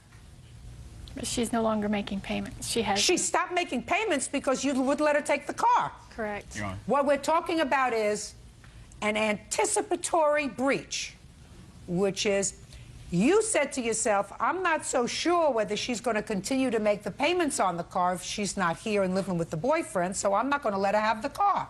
That's what you really said. Well, our insurance company told us that. Hey, don't tell me what your insurance company told you. The insurance company cannot interpret a contract that you had with her. Your Honor. Yes. Also, when it was told to her when we decided to get the car for her, it was also told that she would stay in school, and it depended on her grades. That way we could also use the car. If she starts slipping a little bit, we could take the car away from her. She hadn't slipped? Sir, she just decided to move out and move in with her boyfriend. Exactly. But after that is when she lost her job. She quit school. I did not. But just a second. Just a second. Mr. Eden, at the time she left, she was making the payments. Yes. She was in school. Yep. And she had a job. Yes. You can't anticipate what's going to happen afterwards. Where's the car now? It is at my house. They have it for sale for $2,500. Car is hers. Okay, who pays the rest of the... She does. Okay. Does she pay that to us or to the car dealership, or... Are you working? No, ma'am. Well, how are you going to make the payments on the car? Well, I just moved back into my mom's here recently. I have to get another job. Where's the boyfriend? Right here. How come you moved out of his house? We both moved into my mom's house. We were having too much problems in Monette where we were living with him. He had assaulted me shortly after I moved out. Who did? My father. I had to get a restraining order against him on December 8th. He assaulted me on December 7th. About what? About he was mad that I moved out and I was living with him. Does he work? Yes, he does. What does he do? He is Don't in look down. factory. What? Factory. And what about you? I'm in school, high school. How do you do in high school? I do really good. I have good grades. You do really well. I do really well. I try. I have a report card from when she left. We don't need you to do any negatives. Okay, I just sort of... Listen to me. Is he in school? No, he's not. How old is he? 22. Do you have the ability to do better in school? Yes, ma'am. It's really dumb to hitch your wagon to a star when you're 18 years old, especially when the star isn't such a star. Unless you get an education, it's going to be a struggle your whole life. You want to struggle your whole life? No, Your Honor. You know what I'm saying to you? Yes, ma'am. You look like you have the potential to do okay. Unless you recognize your potential, you're going to be clawing at life your whole life. I think that taking back this car is probably going to be a terrible burden for you, financially, because you don't have the money for it now, right? Right. So you put in $4,000 into the car in the year that you had it, in payments that you made. Correct. Let's say you had to rent a car, a basic car, for the year. That would have cost you about $2,000 or $166 a month, basic. So you have the following choice. Either you assume full financial responsibility for this car, or I'm prepared to award you half of what you're requesting, which is $2,000, which might give you an opportunity of going and finding a good second-hand car that wouldn't give you any further payments. Do you understand? Yes, ma'am. And then Ms. Neely and your father can go and sell this car. If they make a profit, fine. If they don't, fine. You think that's a smarter idea for you? Yes, I do, because I don't know what they've done. I'm not sure what they've done to the car since I haven't had it. Well, I don't think they've purposely done anything. They're trying to sell it. All right. You can't anticipate a breach of a contract. You had an agreement with this young lady, and she fulfilled her end of the agreement. She used the car for a year, over a year. She understands that that's wear and tear on the car. I'm awarding her $2,000. Be smart. Buy wheels so that you can get yourself to and from school and to and from a part-time job. Do well in school. Think a little higher than what you know. You know, think a little higher, think. Can I reach my potential, and what is that? Okay. Do you understand? Yes, ma'am. You don't have any children, do you? Oh, no. Right? Right. Right? Right. And you don't plan on any for a while, right? No, ma'am. Very smart. Make sure. Judgment for the plaintiff for the amount of $2,000. That's all. Parties are excused. You may step out. She bailed her ex out of jail. She was pretty much the only person I knew that would help me. Gave him a place to live. I wanted to be with her and wanted to, be a family again. And how did he repay her? He was arrested for domestic assault the very next day. Against her? Correct. You were foolish? I was just in love. What happens when you fall in love with a bum? Judge Judy. I was just giving her my paycheck. I don't... Loans to him. Yes, ma'am. Both were for court fines or tickets or whatever. Yes, ma'am. And neither of those loans have been repaid. No, ma'am. The defendant says that you did, in fact, advance him the money in form of a loan, and he paid you back. And he says that the second chunk of money that you gave him to pay tickets or something so that he could get his license back was just a gift, and he is also prepared to establish that. So, when were you married and when were you divorced, Ms. Kranz? We were married on October the 10th of 2003. And when were you divorced? The divorce papers are stated April the 27th of 2004. And when was the first loan? June the 21st of 2004. And I do have where he signed a note that he would pay me back the money. Okay, I'd like to see it. Okay. Also attached with that is the way that I proceeded to get the money. He was in jail at the time for not paying fines and restitutions. Just a second. One second. Shh. Okay, were you in jail in June of 2004? Most definitely. When did you get out of jail? Like the beginning of July. She came and posted a bond for me. It was a $2,200 cash bond. And you signed this that you owe her $23.33. Correct. Is that right? Yes, ma'am. With regard to that, you say you paid her back. Yes, ma'am. How come you called your former wife for the money? You were divorced? We were planning on trying to work things out. We've been talking on the phone while I was in jail. I would have been there probably 4 years if I had not made that bond. She was pretty much the only person I knew that would help me. Okay. So you were pretty desperate. I was probably more than desperate. I mean, I wanted to be with her and wanted to, be a family again. But I mean, yeah, she was the only place. What were you in jail for, sir? I had stolen some things, and I had violated my probation for that by not paying my fines and court costs and all that. Now, show me, Mr. Lubersbeck, that you paid her back. What I have is my check stubs that my bosses wrote me for that period of time, and I have my supervisor at the job that was there on 2 occasions. She came and personally got my check. I signed it and she got it. And then when I went back to jail, she picked up my last paycheck, and he can testify that he was there and saw that. Your Honor, I will state that when we were together, he would contribute to bills, but certainly never repaying any of the money that I had loaned him. Did you ever go and get money from his supervisor? There was one occasion where I picked up a paycheck. After he had went to jail in August, I picked up an $84 paycheck from his job. Only one paycheck? Yes, ma'am. It's the only time you went? Yes, ma'am. Step up. Tell me your name. Nebojša Kovacevic. What kind of work do you do? Construction. Were you his supervisor? Yes, at that time. Tell me what you know about these paychecks. I know at 2 occasions that she came on Fridays and he signed the paychecks, and gave it to her. And the last, when he went to jail, the last paycheck, my brother gave it out to her because he called from jail and told me to give her the last check. Now, what about the 2 other times that you say you saw him? Yes, I saw him sign the paycheck and hand it to her. Where were you living at the time, sir? When I got the loan, I got out of jail, moved directly in with Ms. Krantz. How long did you live with her? It was not very long. Tell me how long. When did you get out of jail? You got out of jail it was in a month at the longest. July? Yes, ma'am, and in August I was back in jail, so it was about 3 weeks. I made the loan for him on June the 21st. I paid his fines and restitutions to get him out of jail. He could not get out of jail until they were paid. He was the very not, next just day, a second, he was not living with you at the time? No, ma'am, he was in jail. Okay, so then he got out of jail. And he was arrested for domestic assault the very next day. On who? On me. How long did he live with you after that? From the time that I made the loan to him to the time that he moved out of my home completely was, I say, about a month, maybe. And how much money do you claim you gave her, sir, in your paychecks? Ma'am, since I've known her... No, I don't care since you know her. I'm talking about for that 1 month. Every dime it says I made. Since I've known her, I've signed every paycheck I've ever made, and she has deposited in her account. Listen to me. You're not following what I'm saying to you. $2,308.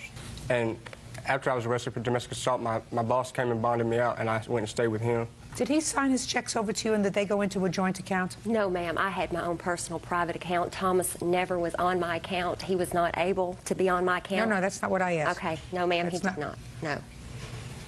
What kind of work do you do? I am a stay-at-home mother. I have a special education child, and I stay at home. Well, who supports your family? I get a Social Security check for my son's disability, and I also get alimony from my first 13-year marriage. Okay. Let me hear about the next loan that you allegedly made to him. Mr. Lupersbeck got out of jail December the 13th of 2004. Was that for domestic violence? It was for a probation violation because of the domestic violence. Against her? Correct. Go ahead. Mr. Lupersbeck got out of jail on December the 13th, in which he called me, stated that he had nowhere to stay, nowhere to go. He wanted to come back home. I allowed that to happen. I know that he owed me money from before. I figured if I didn't let him come back home and help him. Don't even say that. You said that in your complaint. Well, that was. I don't believe it. When he came back home, did he sleep with you in your bed? Yes, ma'am. Ma'am, it was. Shut.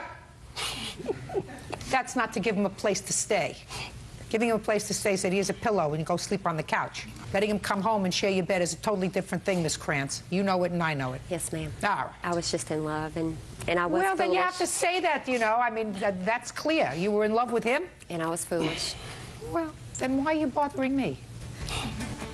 Judge Judy continues in a moment. My daughter was not with me. She had chose to live with her father. Is she back now?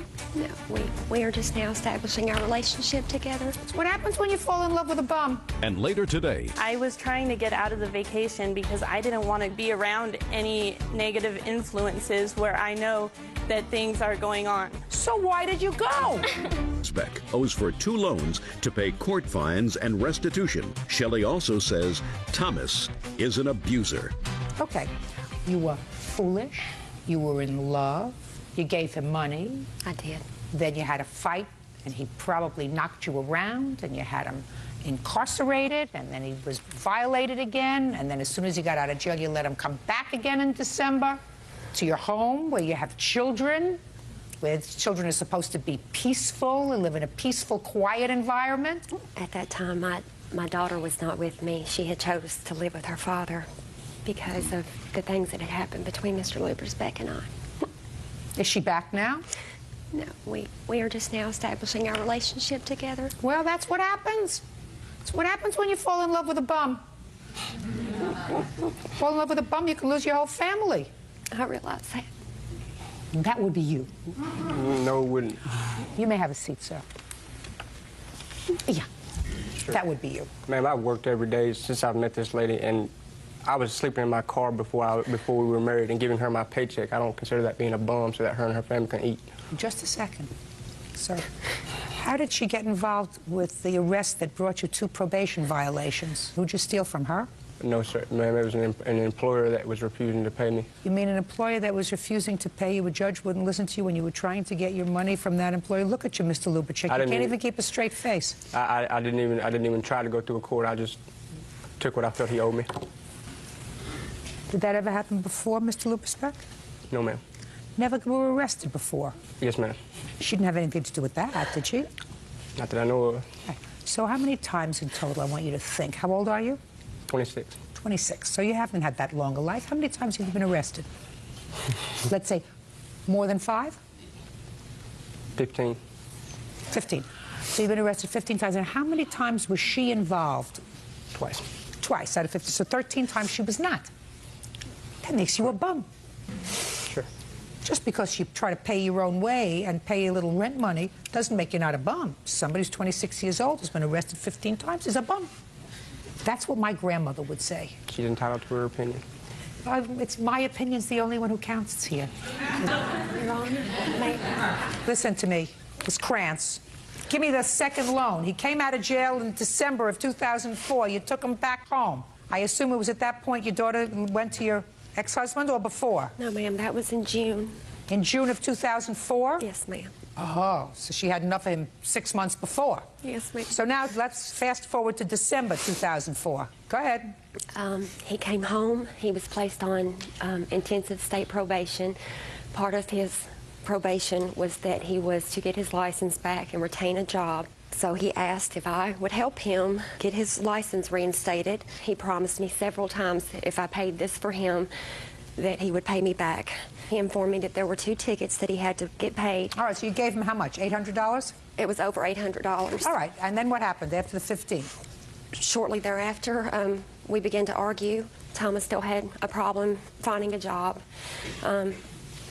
And? We began to argue because he wouldn't get a job, and he wouldn't pay me back the money that he owed me. Is that what you were arguing about? We were arguing because that's what we do. I guess that was one of the topics of conversation, sure.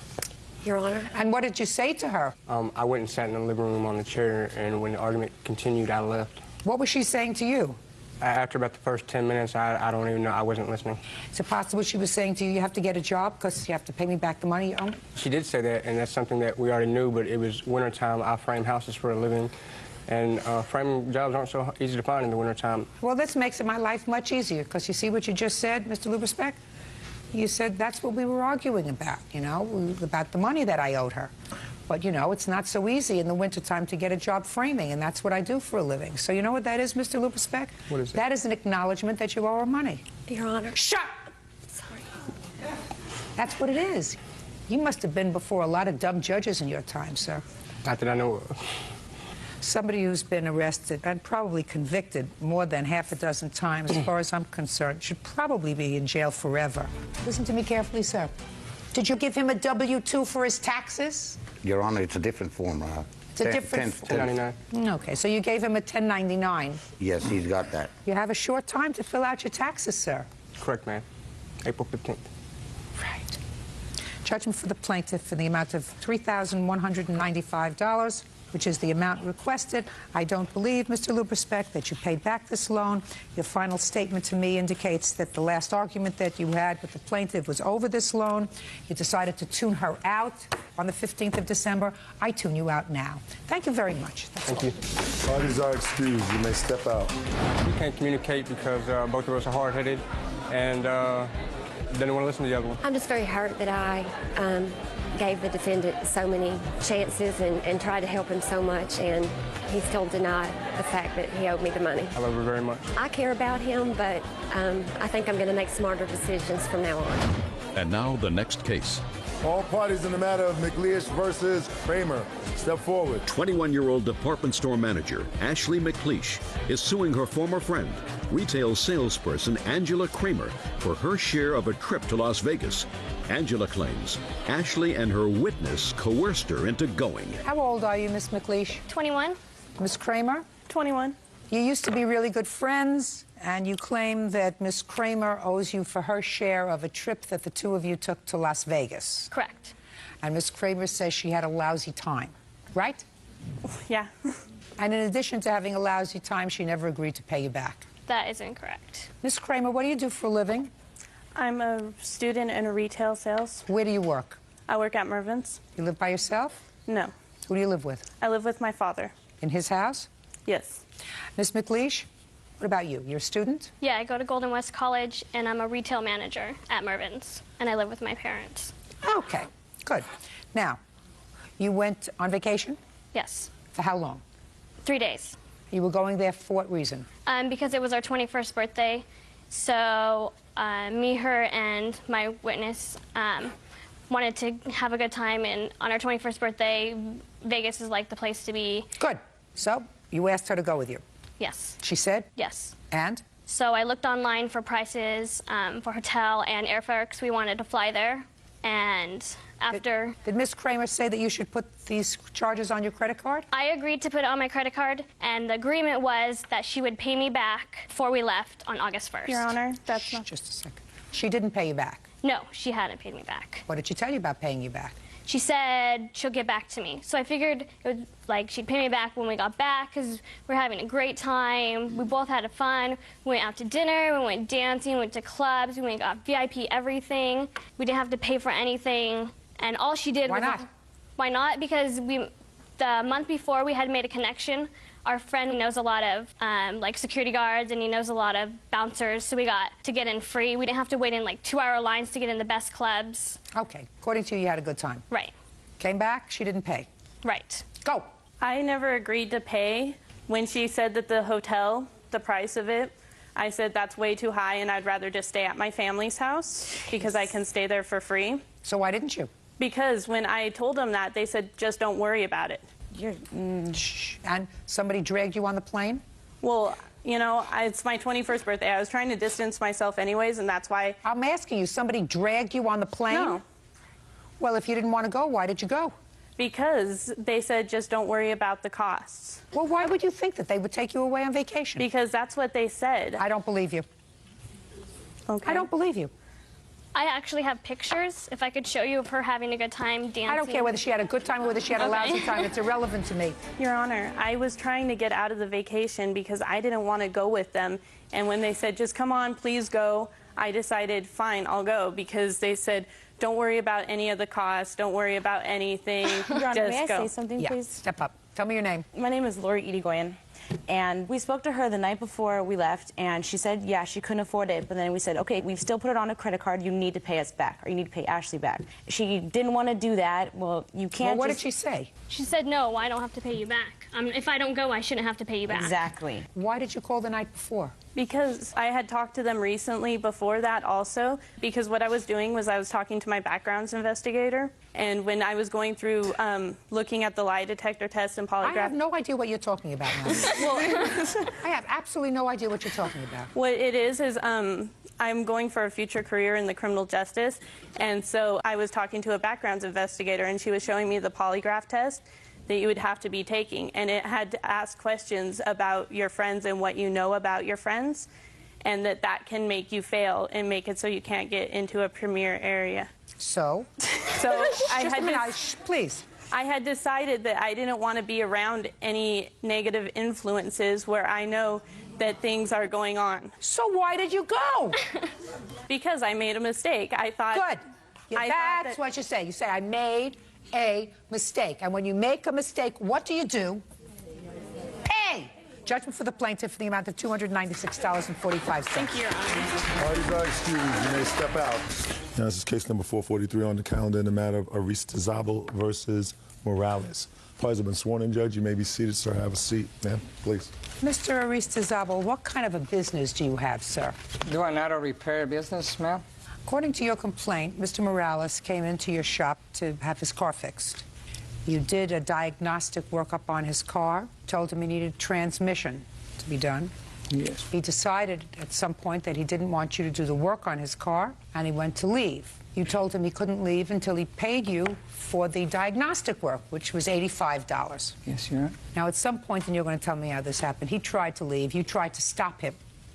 Tried to stop him by having one of your employees close a gate. He plowed through, damaged your property and a sign. You want him to pay for all that damage. Mr. Morales says that you had no right to try to restrain him, Correct. that you did no work on the car, that when your gate closed on his car, you caused damage to his car, and he is counterclaiming. Correct. What day did Mr. Morales come into your shop? On 11/16, Mr. Morales came. I do have an exhibit. What time did he come, sir? 4 o'clock, 4:30. And what time does your shop close, sir? 6 o'clock, Your Honor. Did Mr. Morales have an appointment, or did he come in No, he walked without in. an appointment? He walked into my shop by a friend. He was recommended by a friend of his. Had he had work done by Mr. Aristizabal himself? No, Your Honor. So why did he make this recommendation to you? He said to me that this was his uncle's shop and that he'd give me a good price, an estimated price on rebuilding my transmission for that. Is that what you needed, a rebuilt transmission? Yes, Your Honor. How did you know that you needed a rebuilt transmission, Mr. Morales? I had went the day before to another mechanic shop, and I have the receipt here. It shows that I paid for diagnostics, and it states there that my transmission needed to be rebuilt. Now, when you came into Mr. Aristibal's shop, sir, did you tell him you needed to rebuild the transmission? Yes, I did, Your Honor. Well, actually, when I first got there, he wasn't there. He showed up about 45 minutes later. So at that point, it was between 4:45 and 5:30. Yeah, about 5:30, when I finally got in contact with him around that time. He showed up. He asked me... Who's Giovanni? He was Giovanni at the time. He stated his name was Giovanni. He asked me what was the problem with the car. I stated my transmission needed to be rebuilt. He asked me, how do I know? I told him because I had another diagnostics done. So he then got in the car and test drove the vehicle. How did he test drive the vehicle, sir? He drove it up to the garage door, and then he also reversed it back. He opened the hood, he looked in it, the vehicle was on the whole time, and then that was basically all he did. He asked me, follow me into my office. He asked me for my information. May I see the piece of paper that you have, sir? Is that the information that you filled out when you came in? Yes, this is exactly information exactly as to what... Mr. Morales was sitting in your office. There is 4 copies, Your Honor, just to refresh you. There's 4 copies at the beginning of the estimate. That was the final estimate, what it says, everything that I found with the vehicle, everything that said. He also asked me You're not answering my question, sir. That's the piece of paper that he filled up, yes, Your Honor. And he got an estimate of... No. Mr. Morales did not sign this document that you have handed to me. Yes, he did. No. He did not sign this as it is written here. You filled this out after he left. So I want to see what he signed when he was there, not after you wrote everything that you wanted to write on this document about what happened later. I gave him a copy where it says computer diagnosis, ABS not working, to check and advise. $85 on the top of it, as you can see. The final invoice, this invoice is meaningless to me, sir. So then let's get over this, because we're not going to waste any more time. We're not going to waste any more time. Fine, Your Honor. Tell me what you did with the car, Mr. Aristobal. When it came out for the car, I did the diagnosis. I put it what is called a modis. Tell me what you did. I did the want to know. diagnostic. Listen to me. Would you please let me describe, Your Honor? No, I want you to answer my question, Mr. Aristobal. I finally invoiced it. I told him exactly what it was wrong at 5:30. He said he was going to take it somewhere else to have it repaired somewhere else. He wasn't going to do it then. I asked him he must repair. He must pay me for the diagnosis that I had done. I didn't hear anybody doing a diagnostic, sir. Just because you wrote diagnosis doesn't mean you did anything. Now, you want to tell me exactly what you did or produce an employee who performed any work on the car. It says right there on the invoice, Your Honor. Mr. Aristobal, that's what the whole dispute is about. Mr. Morales says you didn't do any work on his car. So he signed an invoice saying to have the car diagnosed. This invoice, sir, is worthless. You wrote this invoice after the whole incident happened. Did you see that I did it after, Your Honor? Sir, you can't produce something. I am producing. That's the honestly truth, Your Honor. Mr. Aristobal.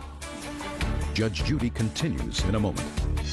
We started arguing. He was, being loud. I got loud also. He was a little bit high on drugs, I will imagine, because he was very, This man was not high on drugs. Real cases, real people. Judge Judy. Mechanic Orlando Aristizabal says customer James Morales owes for skipping out on a bill. James says Orlando didn't perform any work on his car. Who is this person? That is a customer that happened to be there when he damaged his car, and he's here to testify. He damaged the car with the... So this is a witness that you brought. Did you bring a witness who did any work on Mr. Morales' car? No, Your Honor. Okay. Now, did anybody else take your car away from you and put it up on a lift or a machine? No, Your Honor. When you told him that you weren't going to do the job, what happened? Well, what happened was, from after he drove the vehicle, we got off the car, we went into his office. He asked me for my information. I signed the form. He said that he was going to call me the next day to let me know exactly how much it was going to cost, that it was mandatory for his company to do a diagnostics. So after all, I agreed with it. I said, fine, fine. I agreed with it. I left the premises. What made you change your mind, sir? Overall, the car is in my name. It's my car. But that's my wife's vehicle. I have a 99 Tahoe, my truck, which I drive to work and back. She uses the Infiniti to go to work and do her errands. The car that was getting fixed was coming out of her money. She said no. She decided not to. She told me, well, we're wasting our money if we're throwing our money out the window to get another diagnostics done if we just got one done yesterday. So from there... So you went back inside to get your car? Right. When I went back to the premises, we pulled into the vehicle. She pulled in where the gate line is, right on the premises line, where the gate would close, and she stopped. I got off the vehicle. I walked up to the garage. I seen my vehicle still in the same place. The key's still in the ignition. The hood was still open. The door was open. And I looked for Mr. Giovanni, which he told me his name was at the time. I went into the office. I did not see him. I came out of the office. He came out of the back. He appeared out of the back. I then told him, we're not going to leave the car with you after all. I'm going to go ahead and take my car. He told me, well, you can go ahead and take the car, but you have to pay me my diagnostics, my $85 for the work that was done.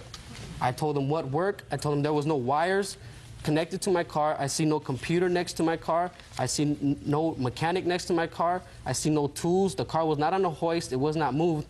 So therefore, I felt that there was no work rendered to my vehicle, and I told him that I was not going to pay him. Did you see his car on a lift, sir? No. Did you see any wires attached to his car being diagnosed? Well, I was only there for like 5 minutes. The answer is no. No. Go ahead. So from that point, I told him I told him that I wasn't going to pay him. We started arguing. He was being loud. I got loud also, and from there I had my wife and my daughter in my truck waiting for me. I didn't want to argue with him, so I gave him the paper back. I shook his hand and I told him, look, Mr. Giovanni, if you feel I owe you, you have all my information. Sue me. You call me, you sue me, you do whatever you have to do. I'm taking my car. Does that sound familiar, Mr. Aristobal? I saw him after he came back. He wanted to leave. I told him he must pay for the diagnosis, which had been authorized. And he said, I'm not paying for it. He said he's not paying for it. I can call the police. He was a little bit high on drugs, I will imagine, because he was very, This man was not high on drugs. This man was not high on drugs. Listen to me, sir. Mr. Aristobal, put the pictures down, sir. How did you stop him? Because according to your complaint, you said you tried to stop him. How did you try to stop him, sir? I don't need to stop him. I did not. So help me God, Your Honor. I did not stop him. He left, taking my gate out of it and my dumpster, here in the dumpster, and here is the pictures of it. Step up. You were a customer? Yes, ma'am. How long have you been a customer there? For like 1 year. You saw this incident happen? Yeah, I only saw when he left. Did one of Mr. Aristobal's employees close the gate? No, ma'am. Was it closed? No, it was open. It was open like a car's distance. And so describe to me what happened, sir. Well, the young man got in his car and he just, like, bailed out fast, like he was stealing the car. He was, like, scared for some reason. He just left real fast and he hit the dumpster and the gate. Okay. Go ahead. Okay. From that time, when I paid it, I told him I wasn't going to pay the $85, I gave him the receipt back, because when I left, he gave me a receipt. And I told him, I'm not going to pay you. I was already backing up. He then asked me, look, at least pay me $45 for my labor fee. I then replied to him, I'm not going to pay you anything. I continued to back up. He started yelling at his there was about maybe 10 employees there. And if I may say, Your Honor, he was also an employee here. The witness is also an employee. If you notice his hands, they are greasy. Do you work for him? Do you do part-time work for him? I don't work for him. I paint cars. He's a mechanic shop. What were you doing there that day, sir? He was fixing one of my cars. Fixing one of your personal cars or your business cars? No, one of my cars that I'm going to sell. Yeah, I try to get cars fixed so I can sell them. Sit down. Go ahead. From there, he yelled at his employees, don't let him leave, don't let him leave. I'm calling the police, don't let him leave. Well, my wife was still parked in the same place, if I can point out. She was parked here, right on the gate where the gate closes.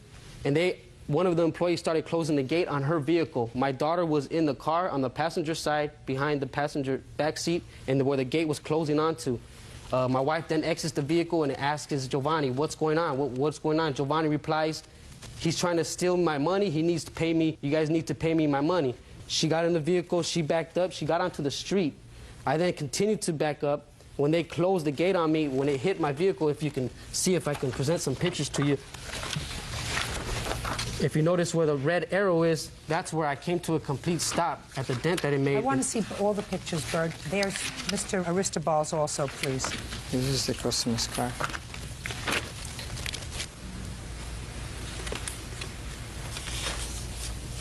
So what's this? The car was scraped from the front all the way, from the back all the way to the front, from the yellow fence. If you can notice the yellow paint on the fence. If you look, Your Honor, on the tire on the driver's side, on the first tire, you would see that the trash can was actually pushed onto the car. On the driver's side. You see the blue paint from the picture. And both of the mirrors were knocked off. Did you see who did that? I couldn't really identify who did it. However, I know the male who was closing the gate was a white, tall, Caucasian male. And I told him, what's going on here? Because he's closing the gate on the side my 2-year-old is sitting on in her car seat. He says, I'm just doing my job. I'm just doing my job. Mr. Giovanni at the time, who had presented himself as Giovanni, was instructing his workers in Spanish that by no means let us out. Mr. Giovanni at that time said that he was going to call the cops.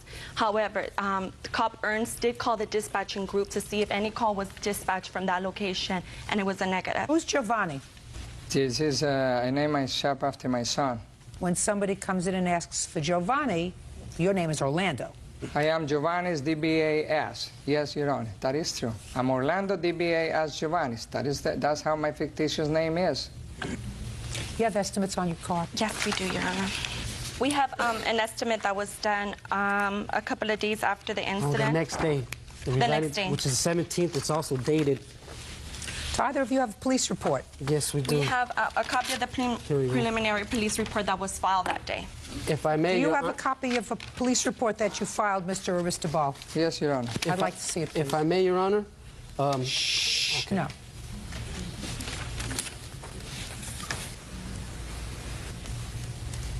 What year car is this?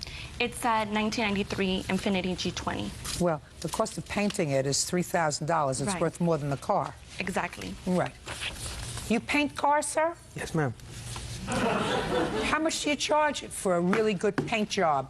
It varies from $2,500 to $500. And what about to take out all the dents on a car? Depends how many, what kind of dents. Here you go. It's not often that I have an expert witness that I can question. You can stand up, sir. It could be fixed without changing any parts. Great. How much could you fix it for, sir? I can fix this probably for $1,500. You know what I find interesting, Mr. Aristobal? That Mr. and Mrs. Morales filed their police report the date of this incident, the 16th. Right after. You didn't bother to file yours until the next day. When I went there, they told me I won't be able to file the same day because simply they have filled out one. And when I got there at the Foothill Police Division, they told me I must wait until next day so I can file a report. And I went back. Are you telling me that a police officer said you couldn't give your version of the events on the same day? Yes, because it was one taken already. Yes, Your Honor, that's But the next day it was okay for them to take it. Well, I went over it again. So what you're telling me is the next day they said... Yes, Your Honor. Mr. Aristobal, you did the wrong thing, sir. There was a dispute. Whether you were right or wrong with regard to the dispute, you had an option. And your option was to let this gentleman and his wife leave. I did. And no, you didn't. Yes, I did. No, you didn't. To let this gentleman and his wife leave, causing no problem, deciding to sue him, you had his name and address, you felt as if he owed you $85. That's what you do. You said, no, I'm calling the police. The truth of the matter is, if you had called the police at that very moment, Mr. Aristobal, you would have been the first one filing the police report. You didn't call the police at all. Yes, I did, Your Honor. Not that day you didn't, sir. So help me God. No, you didn't, sir.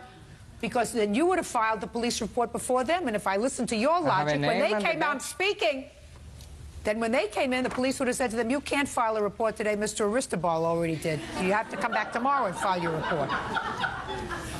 I know exactly what happened. You don't have to be a genius to figure out what happened. There is no indication whatsoever by you or any witness that any work was done on Mr. and Mrs. Morales' car.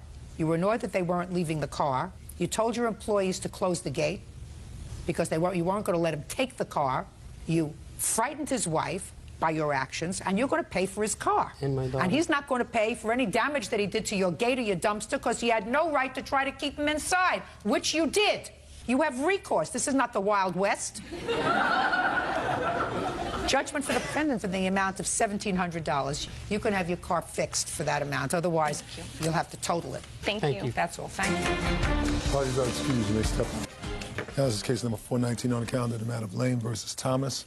Parties have been sworn in, Judge. You may be seated. Folks, have a seat. Mr. Lane, Miss Thomas was a tenant of yours. Yes, that's correct. And it is your claim that she owes you for rent, certain property that she took from the apartment or house that she had rented when she ultimately moved out, and that she also owes you for filing false charges against you in her application for a protective order. You claim that Miss Thomas and her family are professional squatters. Yes, I do. Which means that they go into people's homes, they rent them, they pay rent for a while, and they stop paying, and since it takes very often 6 months to a year to get them out, they don't pay rent, and they go from place to place, and that's a scam. It is a scam. And you're prepared to demonstrate to me that Ms. Thomas and her family have a history of doing the same kind of thing to other landlords. Yes, I do. And I'd be interested to hear about that. In any event, when did you rent? Is it an apartment or a house? It was a 3-bedroom, 2-bath home, upper middle income with a When? pool. February, I rented her the home. She signed a lease on February 27th. Of She moved in 2004? on 2004. She moved in on March 15th, 2004. Who moved in? Valina Thomas, and the premises were leased to her and her daughter. In addition to her moving in, she moved her brother in. No, just a second. Who signed the lease? Valina Thomas and Thomas. Is that your husband? Yes, ma'am. How much was the rent, Mr. Lane? I asked for first, last, and the security How- deposit, $1,250, Your Honor. $1,250. I'm going to ask the questions. Yes, ma'am. You're going to give me the answers. If I need for you to expand, you're going to do that Thank you. for me. $1,250 a month. $1,250 a month. And they gave you first, last, and security.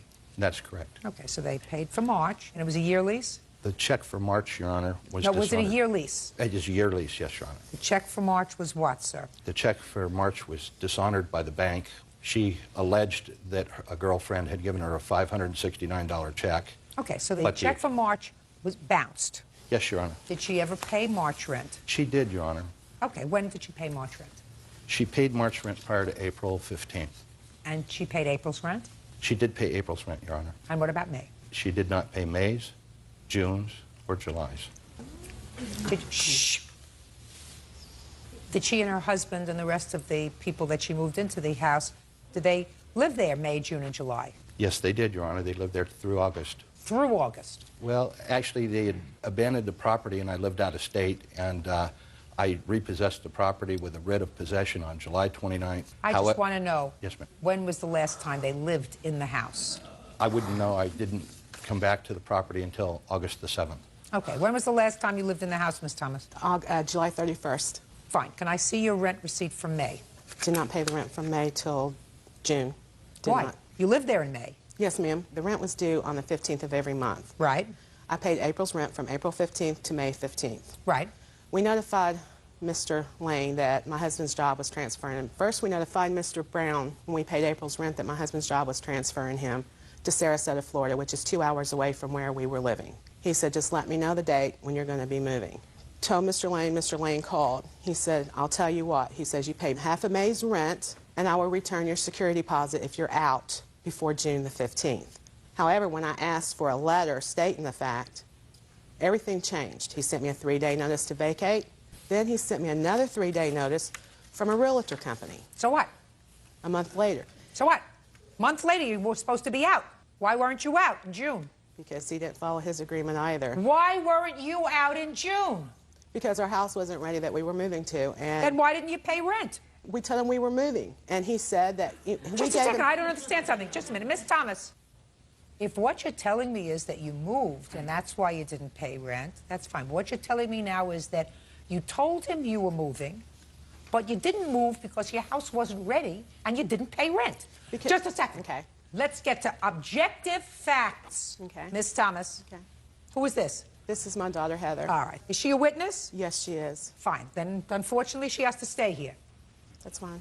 If you live in an apartment or a house that doesn't belong to you, pursuant to a lease, if you live there, you have to pay rent. I agree. I don't want to hear any baloney about why you didn't pay rent. I never said I didn't know it. I owe him for May and June. Oh, well, that's not what you're saying here. I have it. Just a second.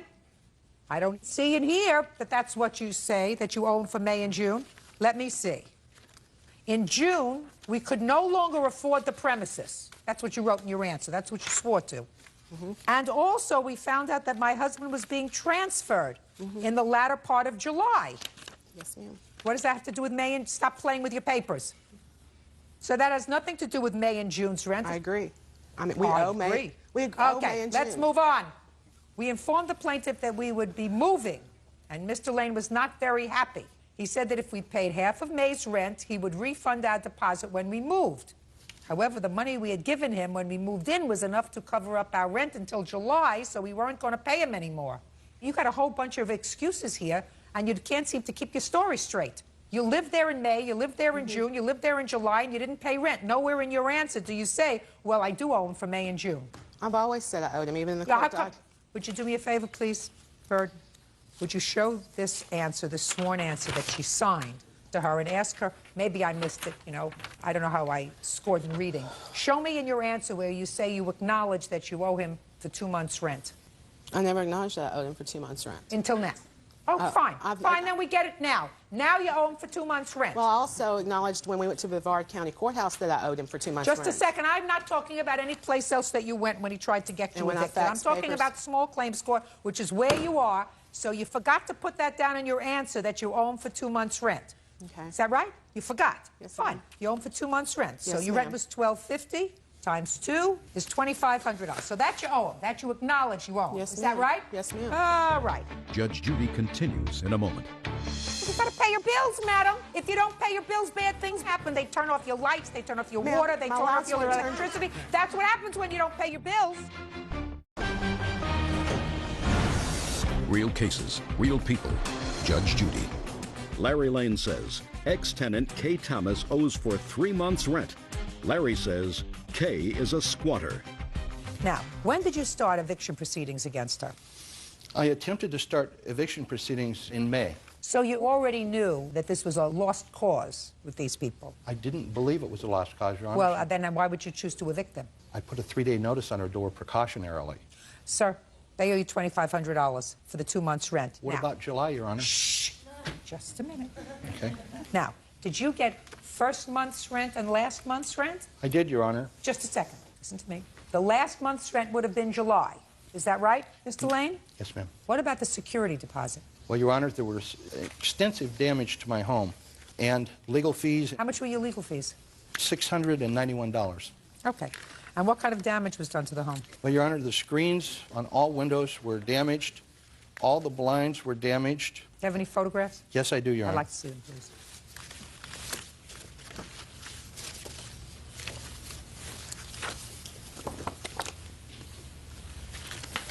I also have receipts for blinds.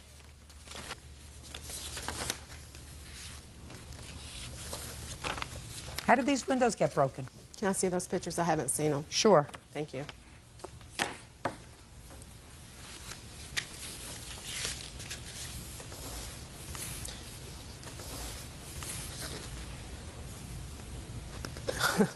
Your Honor, I have pictures also. I'd like to see them. Before we moved in and the day we moved out. Would you like to see those? I would.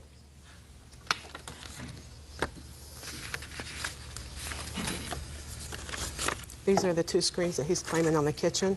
That's the 31st. You can see that those are not broke.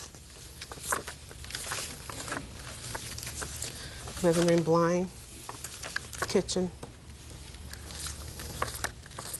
and the other one that we admitted to. These are the 2 that we admitted to as far as the blinds go. The dates are on them, Your Honor. Okay.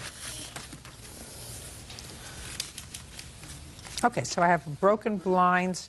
And can I clarify something really quick? He said that me, my husband, and my daughter moved into the house. I have 2 daughters, and he met them both. He also came 2 days before he left for Bay City, Michigan. He came to my house, my last residency, unannounced, but he came. You mean the new place? The old place. Prior to moving to his residency, I lived in Cocoa Beach, and he came to my residency 2 days before I signed the lease with him. Yeah. He's talking about me moving my brother and my sister-in-law in. He met them. He knew them. He knew they were going to be staying there with us for a month or so till they found their own place. Mr. Lane? Yes, ma'am. Defendant acknowledges at this juncture that she owes you 2 months' rent. I would take that and be happy. What about the furniture she stole? Now let's get to the furniture. All right. Show me pictures of the furniture. I can't. I can only show you receipts, Your Honor, because I'm What having furniture did you take, Miss Thomas? You indicate that you took some stuff from the house. I didn't take anything. I sold it. You sold it? Yes, ma'am. I have receipts to that, where I sold it to and how much I sold it for. Let me see. The last 2 pages. Miss Thomas, why would you sell property that didn't belong to you?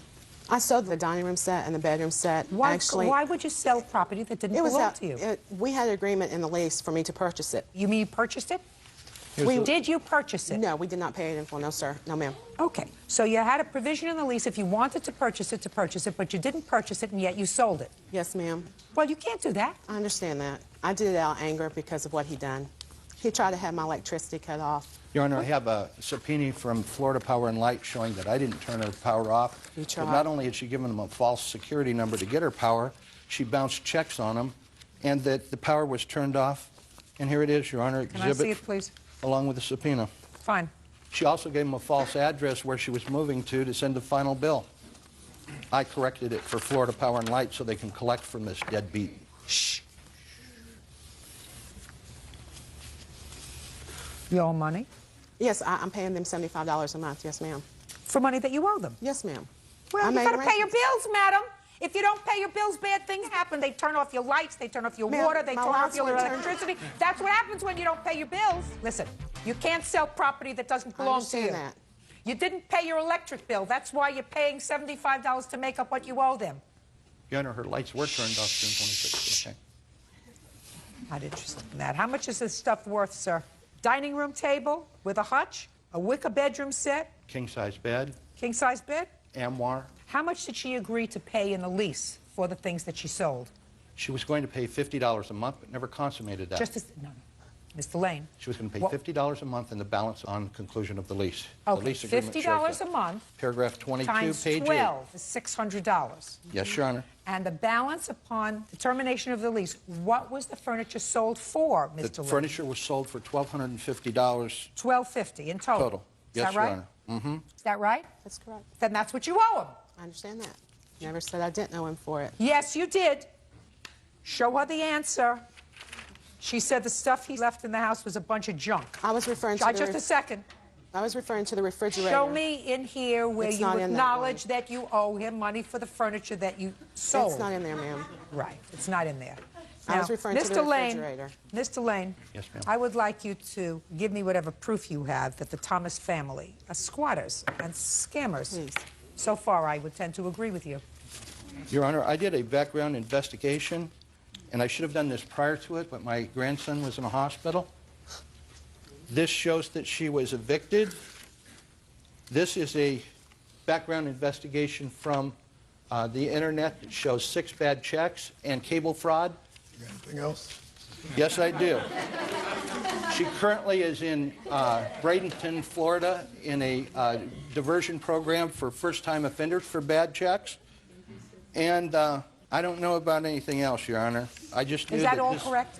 Are you The currently- bad checks, yeah, a bad check, yes, ma'am. It was the first time offender where I wrote a bad check, yes, ma'am. It was the first time you got caught. No. No, it's It was the first time you that- got caught. Your Honor, this account... I don't understand you, Miss Thomas. I don't understand why you believe. How old are you? 19.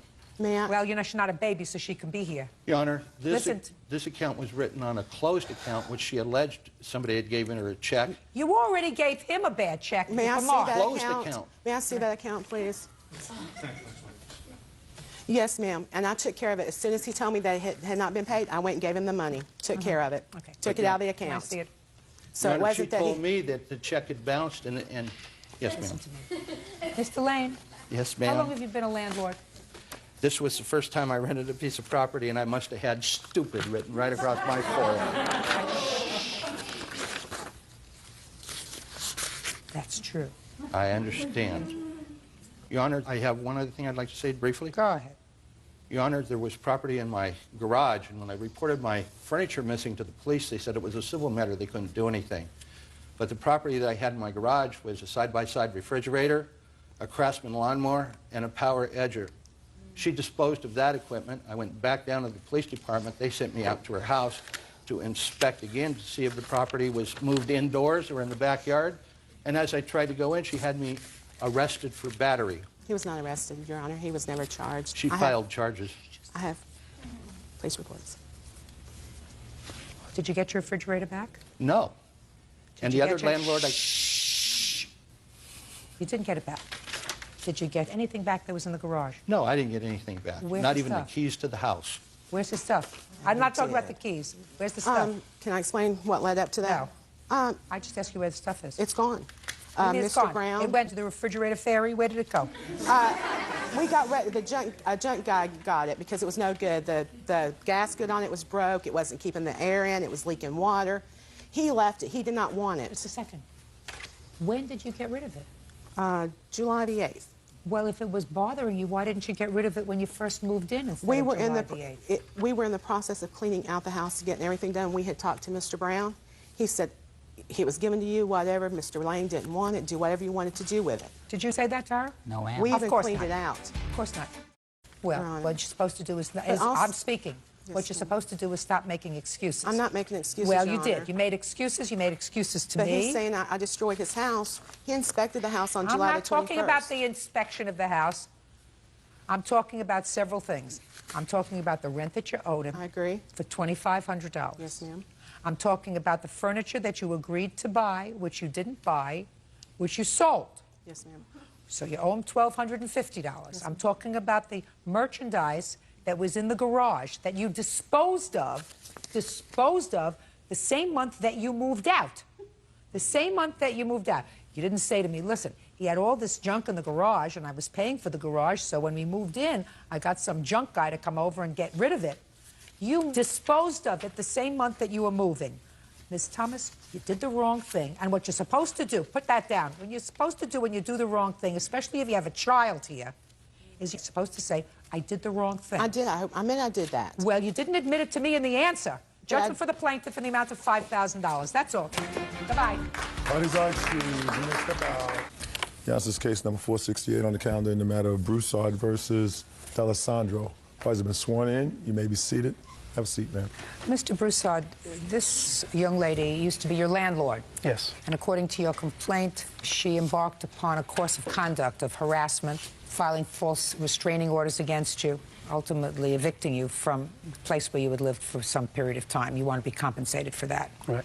And Ms. D'Alessandro said everything that she said was in her applications were true, and you were a terrible tenant.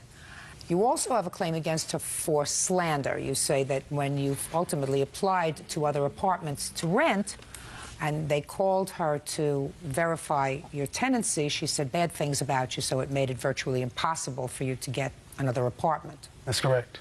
Now, I gather, Mr. Broussard, that you lived in this house. It was a house? She lived in the house up front. I lived in an apartment in the back. And you had lived there prior to Miss D'Alessandro moving in because a relative of hers owned the house, and you were the relative's tenant. Right. Who was the relative? My mother. And what was her name? Loretta Wallace. When did you first move into this apartment in the back? It was approximately 7 years ago. Did Loretta Wallace ever bring eviction proceedings against you? Never. When for the first time did you file notice to quit or pay against the plaintiff? That would have been in early October 2003. What happened? After I had received title to the house, or during the time the transfer was going on, I was in the process of sort of getting my ducks in a row to start making renovations on the apartment building. What apartment building? There's the house in the front is where I live. There's a 3-unit apartment building at the rear of the property. And you live in one of those units? Right. Go ahead.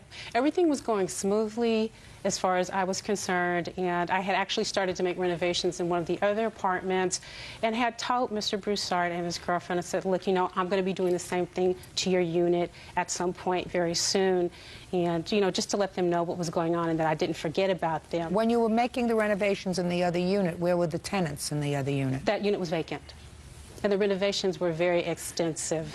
Go ahead. So at the end of September, I was at home and I was watering the lawn, and Mr. Broussard came and knocked on my screen door and was complaining about the fact that water was getting on his girlfriend's car.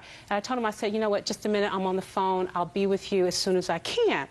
He insisted, and he became belligerent, and I stepped outside of the kitchen because I was going to go to the back and simply turn the water off just to get him off of my back. And then he engaged in this verbal tirade in my face so close that he started to spit on me. And it was at that time, it was like, okay, you know what, that's it. You know, I had to do what I felt I needed to do in order to ensure my personal safety, because I was living on the property at the same time, and I didn't feel comfortable with him being there anymore, let alone the fact that he and his girlfriend were going to have to move anyway, because I was going to have to gut the unit to renovate it. Got it? Got it. I didn't have any problems with them, and neither Let me did my ask you this mother. question, sir. You want to give me your version of what happened? Yes, I do, ma'am. On that date in Part October? of that was true. She did have the sprinklers up real high. and she was home. I went and knocked on the door. I said, Maria, you're soaking our cars. And she looked at me and she said, well, you should have moved them, and slammed the door in my face. And I was shocked. I guess I was holding the screen door, and I must have closed it too hard, and I really upset her. Next thing I know, she comes flying out the door, getting in my face. Now, she's a woman, challenging me as if she's a man. We exchanged a few words, a few unpleasantries, I won't lie about that. But I never put my hands on her, and I called myself, so you know what? Let me get away from her before she says I did something to her, before somebody sees me arguing with a woman. As I'm walking away, her boyfriend comes flying up, and I'm walking away going to my house. He comes and gets in my face, and he says, well, basically, Derek, you and Denise have to move. I said, who are you? He said, that's my girlfriend. Would you stand up straight, please? I said, but this doesn't concern you. I said, I can stay here as long as I want to. You don't have anything to do with this property or this matter. I said, get out of my face. So I turned and I walked in the house. And me knowing her, the type of person she is, I knew she was going to do something treacherous, you know, by the 1st of the month. We decided we're going to make sure this rent is due exactly on the 1st. I don't want any funny business with her. Well, we paid our rent on the 1st. She accepted the rent. I have a canceled check. I have a receipt. Can I see it, please? Mr. Alessandro, did you speak to an attorney before you decided that Mr. Broussard and his girlfriend were going to have to move so that you can do renovations? Yes, I did, ma'am. And did the attorney tell you that you can't have them move just because you decided to do renovations on their unit? No, he did not. He should have. Well, and that was he should have. Ma'am, that was not the reason why I proceeded with the eviction proceedings against Mr. Broussard. Just no, a second. It was not. Oh, yeah, it was. No, it was not. The coincidence of you renovating one apartment and then saying to me a moment ago, and he was going to have to move anyway because I was going to totally gut his apartment. Oh, no, he wasn't. I'm sorry, ma'am. Oh, no, he wasn't. That's the reason why I filed for eviction against him. That's the exact reason, because that's what the lawyer probably told you. No, he did not. There has to be a reason for you. Ms. D'Alessandro, I want to tell you something. You think you're smarter than I am? I do not, You are ma'am. not. You are not. And I've been a judge for a very long time, and things usually happen in a rhythm. And let me explain the rhythm to you that is factual. Fact is, he lived there since 1997. Fact is, between 1997 and 2003, neither you nor your mother before you had occasion to file any kind of charges against Mr. Broussard or his girlfriend. Fact. The same month, according to you, that the title passed to you in the house, you decided to get your ducks in the water and remodel the unit behind the house. And according to you, he came and got in your face on that day, and you decided you had to do something to get him out because he was going to, according to you, quote, a moment ago, he was going to have to move anyway because I was going to gut the apartment. That's what you just told me. Those are the objective facts. And what you would have me believe is that all of a sudden this man who had been a reasonable tenant for 7 years became a psychopath. Judge Judy continues in a moment. You just said to me the reason I gave him the notice to leave was because I felt unsafe. Well, what is it? Rent or unsafe? Think hard. Think hard. Rent, unsafe. And later today. I was pushed to the ground like this. I felt feet kicking my head and my neck. And when the cops arrived, what happened, sir? They cuffed me for drinking and being underage. He was drunk. Real cases, real people. Judge Judy. Derek Broussard says former landlord Maria D'Alessandro had him falsely arrested for violating a restraining order. Derek also says after he moved out, Maria slandered him to potential landlords. On October 1st, he gave you a check stated September 30th. Yes. I have a receipt for it. Yes, Did you ma'am. file a notice to quit because he had not paid rent? No, I was advised to file the 3-day as well as the 60-day based on the fact that Mr. Broussard was habitually late in paying his rent over a period of time. Just a second. So what you're telling me is that you filed a notice for him to vacate the premises, not because he was late in October, because he wasn't late in October, because he paid you the rent on time. Right. But because it started to bother you that before that he hadn't paid his rent. It didn't bother me. It didn't bother me, and it didn't bother my mother. So what did you file a complaint for? I filed the complaint because I felt unsafe with Mr. Broussard being there after he verbally attacked me. Then what I'm saying to you is, you're not following me, madam. What I said was, he didn't bother anybody before, didn't bother your mother before, didn't bother you before. When he started to bother you was in October when you decided to make renovations on the apartment. Those are the objective facts. I did not make the decision in October, ma'am. I had started the work on the unit earlier in that summer, approximately June or July. On his unit? No, because they were still in it. I couldn't do it. Right. But that is not the reason why I filed eviction against them at all. I don't believe My you. mother, I have evidence in here that shows that prior to 2003, Mr. Broussard had a record, a pattern of actually tendering checks that came back NSF. You just told me, madam, you got to keep your story straight. I'm speaking and you're not listening. You just told me that the reason you gave him the notice to quit was not because of rent. You just said to me the reason I gave him the notice to leave was because I felt unsafe. Well, what is it? Rent or unsafe? Think hard. Think hard. Rent, unsafe. The rent was not the rent was not the issue. Okay. Now the rent was not the issue. Is that? I'm speaking. The rent was not the issue. Can I see your notice to leave? Do you have it? It's in there. And here's the. Just a minute. Shh. Well, you certainly say here that the reason you gave him the notice, madam, was because of rent. What document is that you're looking at? Take a look. I will say, in my defense... Just a second. That's... Yes, pay attention to me. What's the reason you give in the notice for him to leave? See, the attorney's office filed this on October the 15th. They made an error, and I have a note in here that verifies that. Give it to me. The note? No, give me the papers back. The detainer. Give me the papers back. The attorney's office acknowledged that they filed the unlawful detainer in error. When did you file your application for a protective order? October the 24th.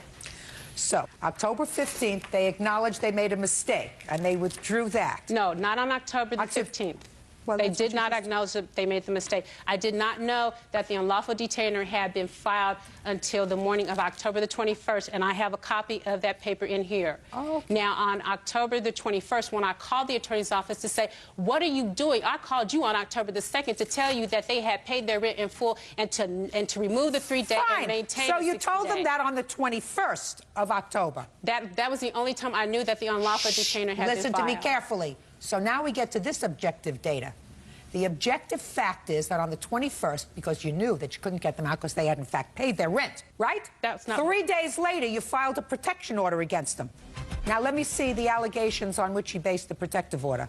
Let me see it. Restraining order. Is that what you're asking I want to see the underlying allegations where she filed for a protective order. Underlying allegations. Can I see it, please? Description of the conduct. October 2nd, defendant observed plaintiff banging loudly on her back door. Garbage left in the area surrounding plaintiff's residence, and the defendant observed burning rubber in the driveway. October 3rd, he called you a name. October 17th, broken beer bottles left in front of her garage. So all of these things happened, and you filed this 3 days after. You told the lawyer you better withdraw that because he paid his rent. That's because I was hoping he was just going to leave me alone. Madam, you are full of baloney. No, ma'am, I am not. And I believe that the... Felicia Hammond is suing her neighbor, 22-year-old Ashley Francis, for damage to her car. Felicia says Ashley's son, 7-year-old Derek, scratched her bumper when he crashed his bike. Miss Hammond, how long have you and Miss Francis been neighbors? Approximately a year. You have children? No. Who do you live with? Myself. How many children do you have? One. Derek. Cute. It is your claim, Miss Hammond, that this adorable little boy fell off his bike and scratched the bumper of your car. Yes. You want his mother to pay for that scratch? Yes. Can I see the picture of the scratch? Yes.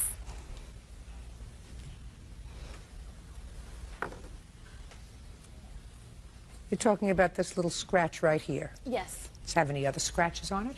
No, ma'am. So, tell me what happened. On January 1st, 2005, I was looking out of my bedroom window. Derek was riding his bicycle in the middle of the street. He ran into my car. His front wheel of his bicycle hit my passenger back wheel. In the way the bike fell, I guess the pedal of his bike must have scratched my bumper. I immediately went outside to check the damages, and that's when I noticed the scratch on my bumper. I went back in the house, contacted the police. That's one of the things in your complaint that I didn't understand. Why did you call the police? For a police report. Why?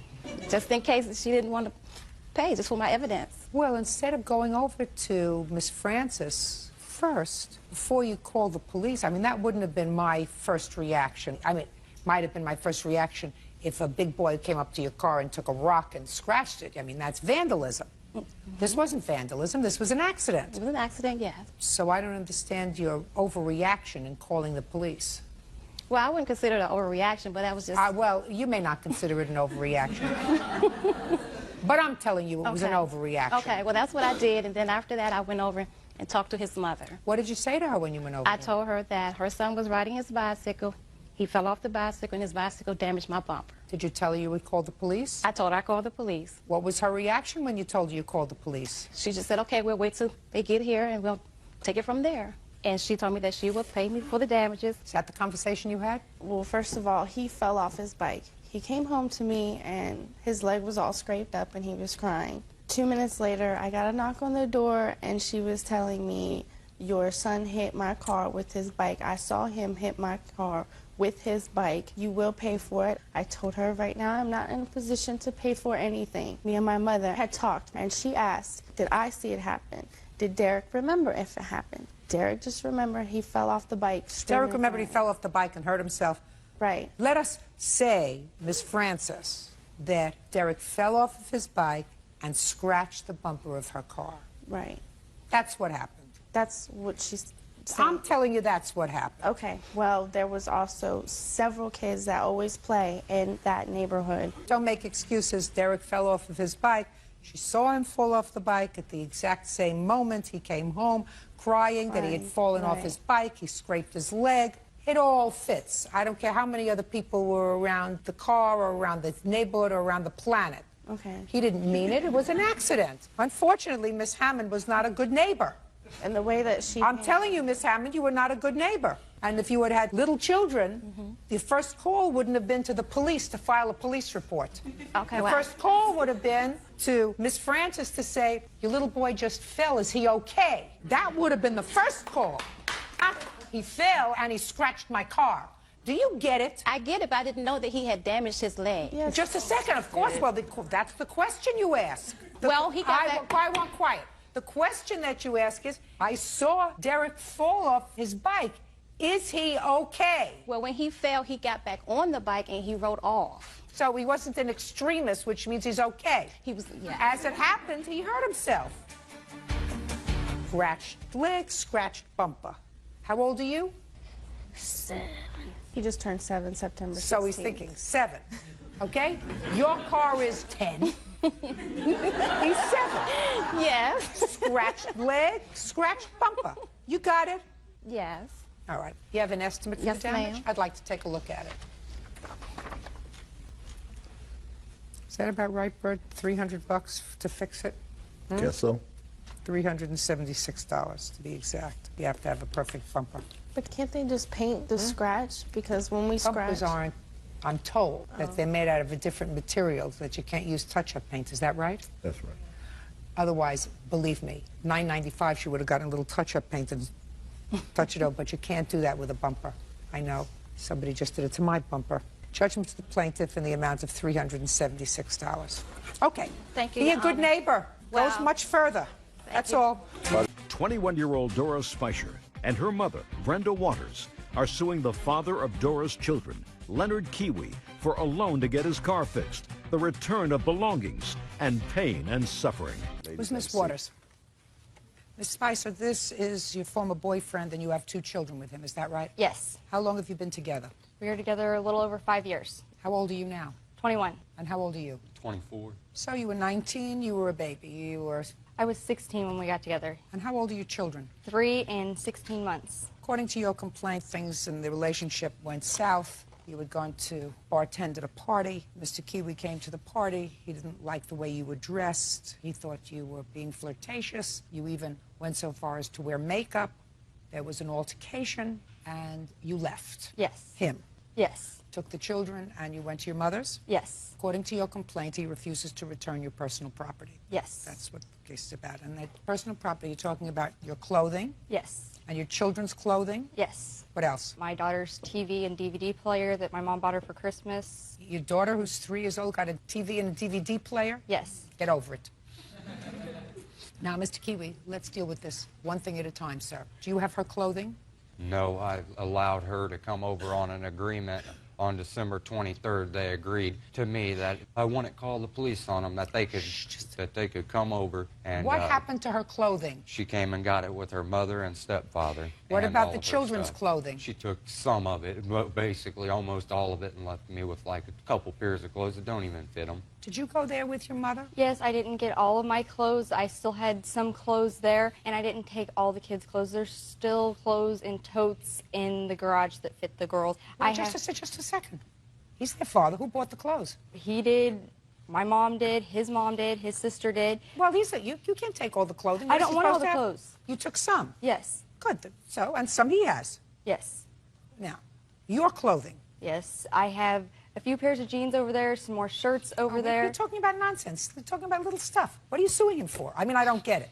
You were together 5 years. We're not talking about a couple of pairs of jeans, madam. No, but they're mine. I should be able to get them. Well, do you have her jeans? I found one pair of jeans that was in the dirty clothes, and that's the only reason she didn't pack take it up them. and get it over to her. Yeah. Now, let's get to your mother. I can't stand to deal with nonsense. You say that you loaned him $1,000 to fix his truck. Yes. When? It was September 12th. What year? Did she give you $1,000 to fix your truck? No, she found a gentleman who at a bar who works on vehicles, and at first I was going to sell my Explorer to him, parted it out. Did but then she he pay said he could- $1,000 to have your truck fixed? Yes, Okay. Now, it is your defense to that yes. that you had loaned her $3,000 a year before. Well, I took out a loan for $3,000 because I was $1,000 behind on rent, so I paid $1,000 on rent, and I gave her $2,000 so their house would not be foreclosed on because they've took out like 4 mortgages on their home. When did you give her the $2,000? Before the Explorer was fixed. Do you have any proof of that? The only thing that I would have had was be like from my bank that say I paid off the loan, but unfortunately I didn't bring that because it's not paid off yet. Okay. Tell me how it came about that you gave her the $2,000. Tell me about it. Dora you know, I'm was- a good judge of what's true Dora and what's was not. crying and stuff, and I felt sorry for him because I thought we were family then, but I can see I guess we're not. And I was just being nice and helping No, him tell out. me how she came about. Did she come to you and tell No. you she needed the money? No, she spoke to Dora, and Dora was telling me Dora, about it. look at me. When was it that your mother was- fell... Look at me. I didn't finish the question yet. When did your mother fall behind in her mortgage payments? It was back in 2005, and he did loan her $2,000, but it wasn't from a loan. It was with his 2005 income tax. I don't care what it was from. 2006. Your mother said it was 2006. It was 2006. So, how much money did you receive from him? $2,000, and it was paid back in monthly payments of $500 a month, starting with the month of April and ended in the month of August. Show me. I gave it to Dora, and they paid their rent with it. She gave me cash. This was never brought up about the $2,000. This was prior. We'd borrowed the money from him, and I've only got 1 mortgage on my house. I don't have 4 mortgages. Whatever, you have 4 mortgages, you have 1 mortgage. He loaned you $2,000. When? It was in March. March of what year? 2006. And what month did she fix the truck?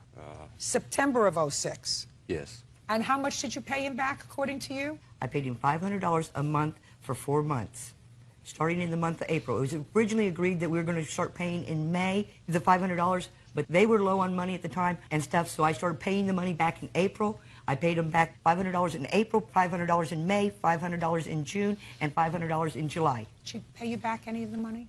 Not all of it. How much did she pay you back? I'm not sure she'd give the money to Dora like she'd say, and then Dora would say that she was paying us, but I didn't see any of the money. In what month did your mother give you the first payment of $500? Around the 3rd of April because we didn't have our rent money. And when did she give you the second payment? Towards the end of May because we spent it on my daughter's 3rd birthday party. End of May. And when did she give you the third payment? Sometime in June, I don't know when. And the last payment, I guess sometime in July. I don't remember the exact date, but she paid us back. And that's why she made the agreement to fix the Explorer for us because we were down on money then. Tell me how it came about that you paid this $1,000 for him. My daughter had called me. Scott also has a Ford Escort. Just tell me, your daughter called you and what? Their Ford Escort was broke down. Scott did not have transportation to go to work. She was upset because she didn't want him to lose his job because the Escort was broke down. I loaned him some money to help for parts on that, and then I said that I would pay for the Explorer to be fixed so that they would have 2 cars that were running, because at that time Dora was trying to find a job so she could make income also. So I loaned him the money. I have a gentleman that I work where Listen I work. to me. You have no contract with him, your daughter. You know, just because they're no longer together, which is what's happened, just because they're no longer together, doesn't mean that you come to court and you claim things that really aren't so. It sounds to me as if he wasn't totally a bad guy. A little controlling, perhaps. You know, you're a little controlling, Mr. Kiwi. Yeah. But it doesn't sound like he's a bad guy. He thought you were all family. He gave you $2,000 from his tax returns when you needed it. He didn't even ask to see the return of the money. You say you gave it to your daughter. She did whatever she wanted to do with it. She paid bills, she paid the rent, she did everything. She never showed it to him. And he was the only one working, right? So he was making a family. Just because they're no longer together and things aren't good anymore doesn't mean that you come to court over a pair of jeans that was in the laundry and fixing the truck so that your daughter would have a car and the boyfriend would have a car. She never got the now, car. do me a favor. Do me a favor. I have other things to do today. You have a counterclaim? Yes, ma'am. Well, your counterclaim says that you don't see your children.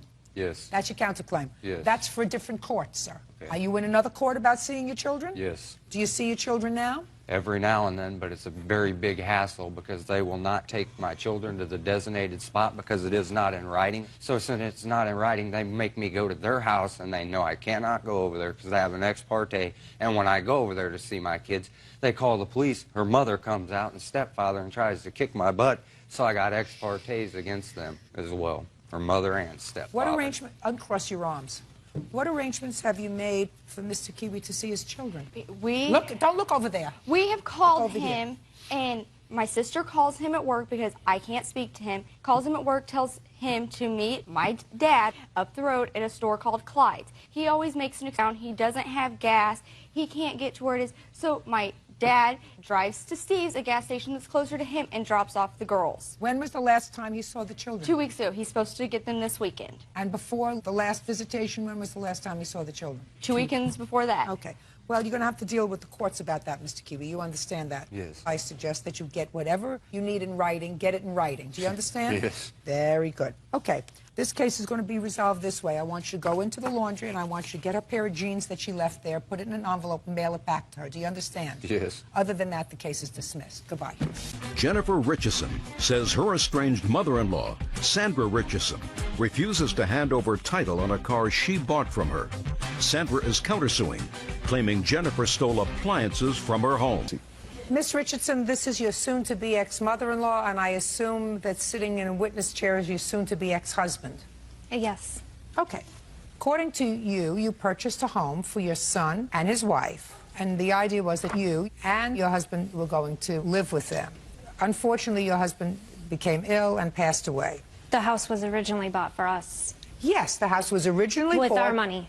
No, well, sorry, Your Honor. No, it was your money. Well, can I just say something? If she wants to lie about just a second. 10,000. Just a second. Who paid the mortgage on the house? I did. It was in my name. I didn't ask you if it was in your name. I said who paid the mortgage. For the first 8 months, my husband and I did. When they moved in, they shared the responsibility. That's what I gathered. The first several months, you and your husband were making the mortgage payments on the house, and then you and your husband moved in, and then you split the mortgage payments, right? Yes. But the house was purchased for them, and they were there alone for a period of time.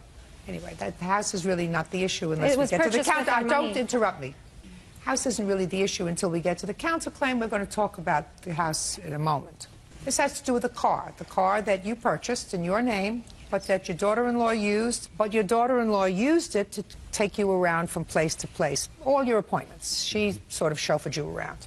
Anyway, there came a time when you left the house, and shortly after you leaving the house, your daughter-in-law and son split up. Right. Your daughter-in-law went home to her family. Where do you live now? That's not what happened. Where do you live now? I live with my mother. In what state? In Florida. And where do you live? Michigan. Okay. Did you take the car with you? At what Where time? is the car now? My husband has it. Okay. It is your claim that you wanted the car, and your mother-in-law said you have to pay for it. You were annoyed that she said that you had to pay for it because you always thought it was your car, but you sent her $3,000. She doesn't deny that you sent her the $3,000, but she never sent you the title to the car and never sent you the car. So you want something. You want either the car or you want your $3,000. Mother-in-law says the $3,000 was for other bills that were outstanding. And in addition, she's counterclaiming because she says when you moved out of the house, you took her property, some appliances and things that belonged to her.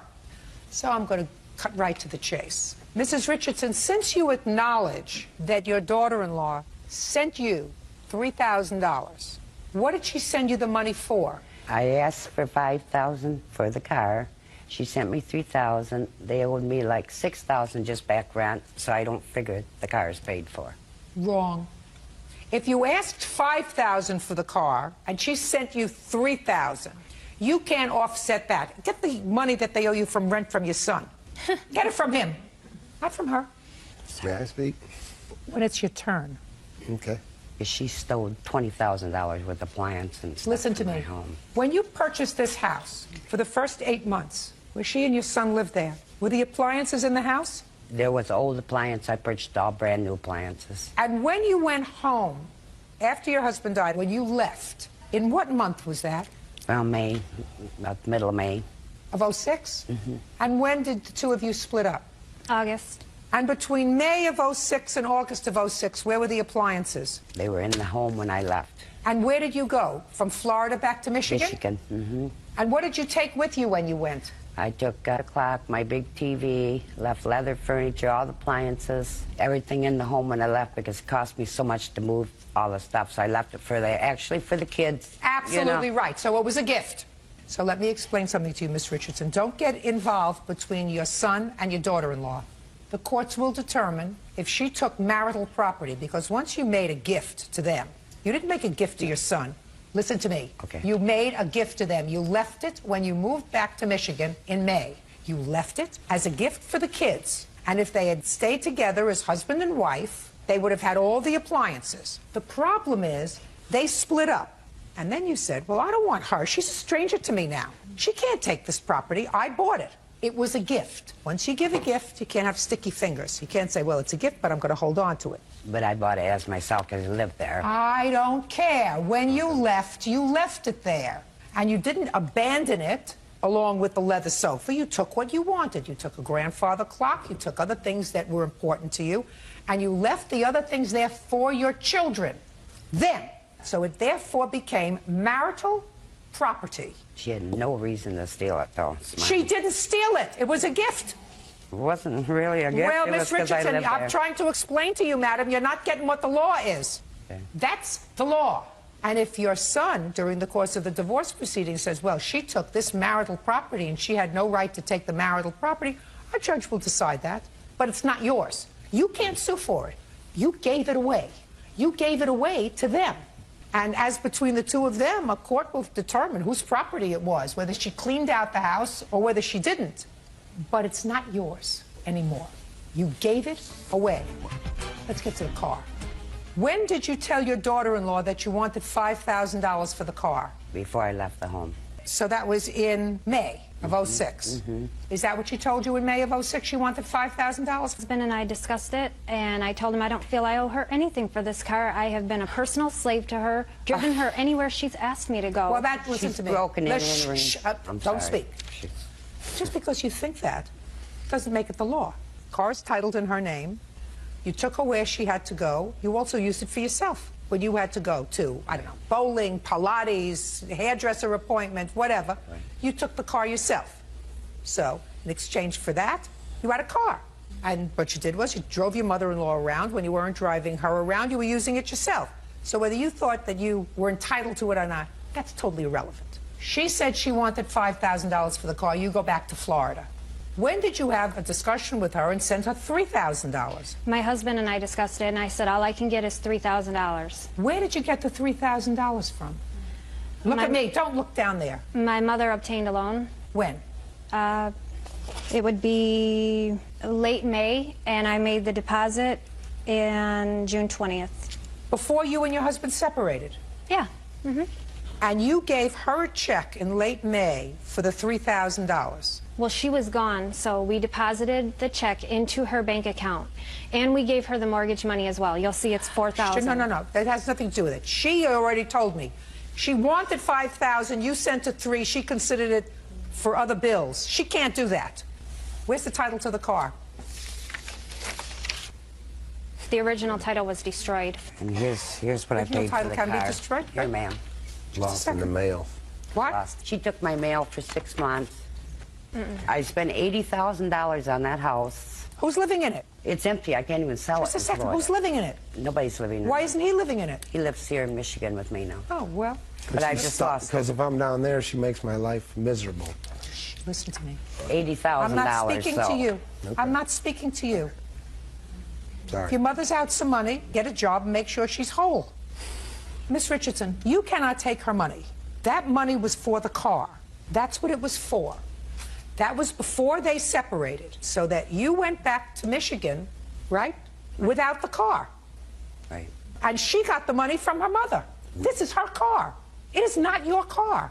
Don't get in between your son and his wife if they're in the process of divorcing. So this $80,000 that she's actually I spent, I know she got money. She kept my mail. She run my cell phone up to $1,000. Listen to me. Listen to me. Listen to me. You could sue her for certain things, but you can't keep this money. And if you spent $80,000, you spent $80,000 on your son, not on your daughter-in-law. You spent $80,000 on your son because, but for your son, listen, if she came to you and you didn't know her from a hole in the wall and she wasn't married to your son, you wouldn't have spent a quarter on her. You spent the money because you wanted your son to be comfortable. And if he was married to this lady, well, she's the beneficiary of that. So the house isn't in her name. The house is in your name. I'm losing that, too. So. Well, sell it. Meanwhile, you have to sign the title to the car over to her because the car belongs to her. You accepted the money for it? It's not paid for. What do you mean it's not paid for? $3,000 isn't $5,000. Listen to me. You said you wanted $5,000 to them before you left. There was conversations that took place between the three of you. There's no question in my mind about that. There is also no question in my mind that you accepted the $3,000 in payment for the car because you took it and you spent it. It wasn't until 3 months later when they separated that you said, well, that money was for other things. No, no, no. So she doesn't go that way. This is her car. And don't put yourself in the middle of these two people. You spent money. It's unfortunate. The marriage didn't work out. The marriage didn't work out, and it's over. And there were certain things that she took appliances from the house. I'm sure that there were certain things that your son took. What did you take from the house, sir? Stand up next to your mother and just answer my questions. Now that you moved back to Michigan, what did you take with you or sell? Nothing. Because she emptied the house. Don't listen to me. She didn't empty the house. Yeah. She took the appliances, according to your mother. Emptied it. My clothes, every personal belonging I had premarital. She emptied the house. I came back to an empty house. My mom blew $80,000. Just a second. Just a second. Did you take everything from the house? Yes. Everything. Just a second. Shh. Don't speak. Did you take everything from the house? Not every single thing, no. Yes, she did. Don't speak. What did you take from the house? I took whatever I would need to have the kids having the same normal life they had before. How many children do you have? 2. How old are they? One to be 12 and one to be 5. Don't speak. Don't speak. Where were you living? In Michigan? When I moved out, Where did you go? I didn't have a home. So where did you go? I went to a friend's home. Boyfriend. And it's going to be over. Do you understand? It's going to be over. What state do you live in now? Florida. Which is where you lived as a marital couple? Yes. Mm-hmm. Why did you move back to Michigan when you have 2 children in Florida? Because she was trying to get me put in jail. She stole everything. She come into my motel room and took my pool stick, and I'm a professional pool player. Listen to me. After she emptied the house, took my dad's wedding band he wore for 43 years that's worth $20. It's 10-karat gold that belongs to my mother. All 9 of my pool sticks, all my clothes, 3 different cell phones that she came to my hotel room to get in my hotel room to take the stuff, and I filed a plea. I asked you a question, sir. The question is a simple one. It's just all the truth. The question is That's why I moved. The question is a simple one.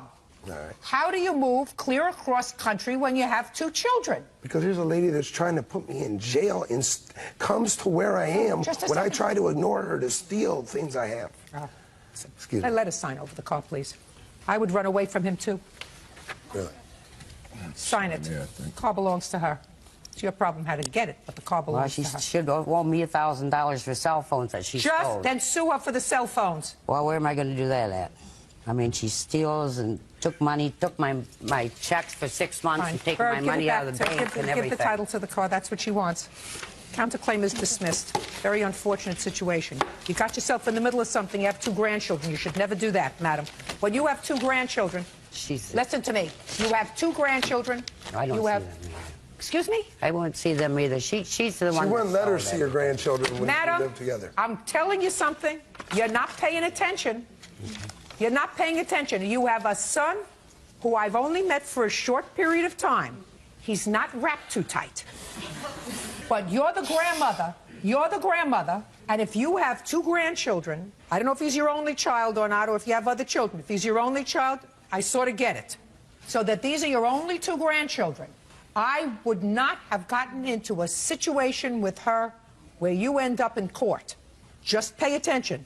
Don't look at him with rose-colored glasses. You have to know who your children are. You have to be fair. You have to be dispassionate. She may not be perfect, but you have to know who your children are. You got it? Yes. Goodbye. Elizabeth Whitaker claims former friend Danielle Kahneman stole $800 from her duffel bag. Danielle says Elizabeth spent the $800 on drugs. Miss Whitaker, the defendant was your best friend, and it is your claim that she stole $800 out of a duffel bag. In that duffel bag was also some sort of hair straightening device, so you're suing her for the value of that. First of all, why was there cash in a duffel bag? Because we were out all day long, so I left the cash in the duffel bag so that I didn't lose it, because $800 is a lot to have carrying around. What was $800 doing in your duffel bag? I had used it to get my car fixed. My boyfriend had lent it to me so I could fix my car. When did your boyfriend give you $800 to fix your car? He's over in Iraq right now, so he had sent me his ATM card with his PIN number, so he had let me withdraw the money from the ATM. Why didn't you leave the money home? Because I hadn't been home in the time that I had withdrew the money. Oh, you said, I withdrew the money on approximately 5 separate occasions. Yes, ma'am. So what I'm asking you is, why didn't you leave the money home? The answer is not that you weren't home. You were home in between those 5 different days that you deposited the money. No, ma'am, I was not. I was with Danielle the entire time. I had not been home once. Over how many days did you withdraw the money? 2, 13th and the 14th of March. So you were keeping it in the duffel bag to fix your car? Yes, ma'am. The duffel bag was at Danielle's house the entire time. Why are you looking so ridiculously funny? I'm not. I just think it's funny because it's not. None of it's true. I'm just. I just know that none of it's true, so I'm just listening to what she's saying. Who else lives in Danielle's house? At the time, only her sister's boyfriend. What's your sister's boyfriend's name? Zach. Why was he staying with you? It's my sister and her boyfriend's house. She moved in when they started dating. Now they're engaged. So you were staying with them? Yes, I was living with my sister in Spring Hill. They weren't living with her. She moved in with her sister and her sister's boyfriend. Correct. On what date did you find the duffel bag missing? The 15th, we'd had a fight. My duffel bag was still at her house. She had spent the night at my house the previous night. We had a fight, so I made her leave, and like 20 minutes after I realized, so I called her and she told me that I wasn't getting it back. Okay, you made her leave. What did you say to her? We just got into a fight. We were screaming at each other, and she just left, and I told her, just get out. What did you say when you called her 20 minutes later? I just told her that because I had clothes and my hair straightened and everything, and I just told her that I needed it all back, and she told me No, that just a second. Did you say anything about cash? No, ma'am. You just said my duffel bag is there and I have stuff in it? Yes. What did you say? Tell me what Just you that said. my duffel bag was still there and I needed it back. And what did she say? She told me that I wasn't going to get it back. Why did you say that to her? I did not say that to her Yes, at you all. did. There's no I question didn't. in my mind you said that to No, her. ma'am, Can I there's say no question something? in my Not mind yet. that I didn't say it. There was no phone calls. There was about 6 text messages first on the phone, and then it was followed by her calling me and threatening me. Okay, well, So what did the there, text... I didn't call her at all. I didn't say you called her. Okay. I didn't say you called her. No, I know. You're not paying attention. I just said You're she not called paying me. it. I was just letting you know she was the one that called me. That's what she said. Okay. I was just confirming the fact that she was right, that she did call me. Oh, my God. Something wrong with your affect. Pay attention. No. Put on your listening ears. What did you say when she called you and told you about the duffel bag? She didn't say anything about the duffel bag. What did she call you for? She told, when we were previously at her house, she mentioned something. No. When you had a fight and you left. Yeah. Listen to me very Uh-huh. carefully. When you had a fight and you left, she called you. That you just told me happened. What did she say when she called you? She come back to the house, said she was going to stab me. It had nothing to do about the duffel bag. She said, come back to the house because I'm going to stab you? Yeah. And I called, and then after her phone call, I called up her mother and let her know that she called me and said that. This is my best friend since I was about 5 years old. I went to his house. I was crying, upset. It's about 25 minutes back to my sister's house. I didn't want to drive back there upset. I knew, you know, you just don't want to drive when you're upset. So I stopped at his house, and that was about the time she did like 6 text messages, and about 5 minutes after I got to his house, he was actually sitting there when she made that phone call. And then I called her mother, and I actually called the police, and I told them that I didn't have time to do a full report because I had to get back up to my sister's house to have her car back so she could get to work. But I told them that I was scared and that I just wanted to call in and at least let them know and give them the names. And they said, okay. Where's her duffel bag? Her duffel bag was still at my house. But it takes about 25 minutes there and back. So I didn't want to go all the way back up there and then come back. Told her I just asked you a question. Where was the duffel bag? It was still at my house. And what happened when you got to your house? Got to my house. My sister used her car, and I stayed there. What did you do with the duffel bag? It stayed there. I didn't touch the duffel bag. How did your sister get hold of her hair straightener? Because I lived there. About 2 days later, I moved out, and I left it there by accident. And my sister hadn't brought it back yet. Okay. But I don't. How did your sister get her hair straightener? Because I read your answer. Because I lived with her. Well, what was she doing going into the duffel bag? Was she a thief? Her and I she let me use the straightener before we left to go to her. The duffel bag was, the hair straightener was in the duffel bag. No, it wasn't. It was in my bathroom plugged in because right before we left to go hang out with a few of our friends, go back towards her house, we did our hair, so it was left in my bathroom plugged in. So I turned it off. Yes, ma'am. Okay, fine. So now where's the duffel bag? On my rack in my bedroom because I didn't have a closet. I had a rack with my clothes on it, so it was on the bottom rack. So who stole her money? There was no money in it. Oh, yeah, she's going to show me proof that she took money out. Oh, I bet she did take money out, but there was no cash in the duffel bag. How do you know that? One, because... How do you know that? Madam, I asked you a simple question. You're giving me all kinds of mumbo-jumbo. How did you know there was no cash in the duffel bag? Because my friend Sam called me up and said that Beth was calling her up to ask her for cocaine. I was worried about it, and that's when I called her boyfriend. But she was my best friend. If there was cash in her duffel bag, don't you think she would have said something to me when she asked me to bring back the duffel bag? Not if you had just had a fight. Okay, well, 3 weeks after, when she actually came and picked it up, she never said one word to my mom or anything about the cash either. I have not heard one thing about cash. Well, ever. when was the first time did you hear about cash? When I got served. When I found out about this. When was the first time, Miss Whitaker, that you advised anybody that there was cash in that duffel bag? I had told my mother, and the night that she had called my mother had questioned her about the money in the bag. Could you stand up, please? Mrs. Whitaker? Yes. You spoke to the defendant? Yes. When? The night they had the fight. Tell me about the conversation. She called me, actually, to get a number out of Beth's phone that she wanted. And What when did she say to you? Tell me what she said. That's exactly what she said. Can you get a number out of the phone for me? Whose number was it? I don't know. I didn't ask her. Go ahead. And I said to her, Danielle, what happened to the money? And she launches into this big thing that she didn't even know Beth had any money, and if Beth never told her there was any money. And I said, Danielle, she's been with you for the last 3 or 4 days. You're the only one she's been with. I didn't take her to the bank, so you must have. What did she say? She said, well, the only thing I can think of is that I stopped at the grocery store and Beth wanted to wait in the car, and that's when she must have done it. And I said, Danielle, that doesn't make any kind of sense. And she says, well, you know, Beth hasn't been making any sense lately. She's been acting really crazy, and that's what people on drugs do.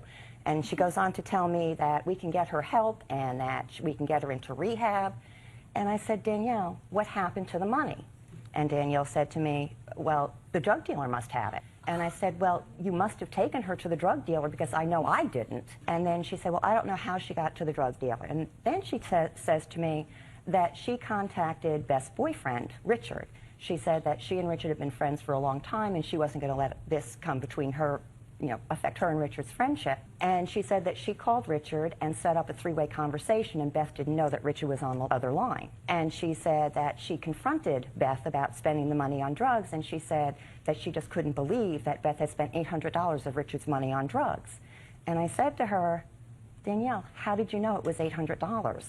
And she said, because Richard told me. And I said, Danielle, Richard's in Iraq. He doesn't have a cell phone. You couldn't have called him. Then she said that her mother was trying to call her and she would call me back, and needless to say, I never heard from her again.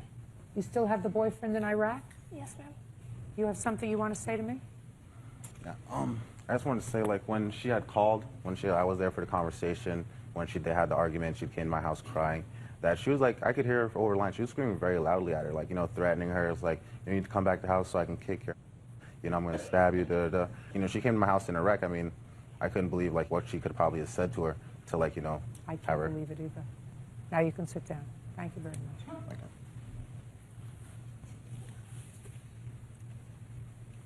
Did you have that conversation with Mrs. Whitaker? Some of it, yes. Sure. I don't know what I not an didn't answer. say to her, but I know what I did say to her. She didn't ask me about an actual amount of money. What she asked was, she told me she found some ATM. So you knew about the, just a second. So you knew about the money, the missing money, listen to me. So you knew about the missing money the same day as it was missing. I knew that she said she found withdrawal receipts. So I didn't know anything about the duffel bag, cash being in the duffel bag. She just told me she found withdrawal receipts and said that Beth spent some money.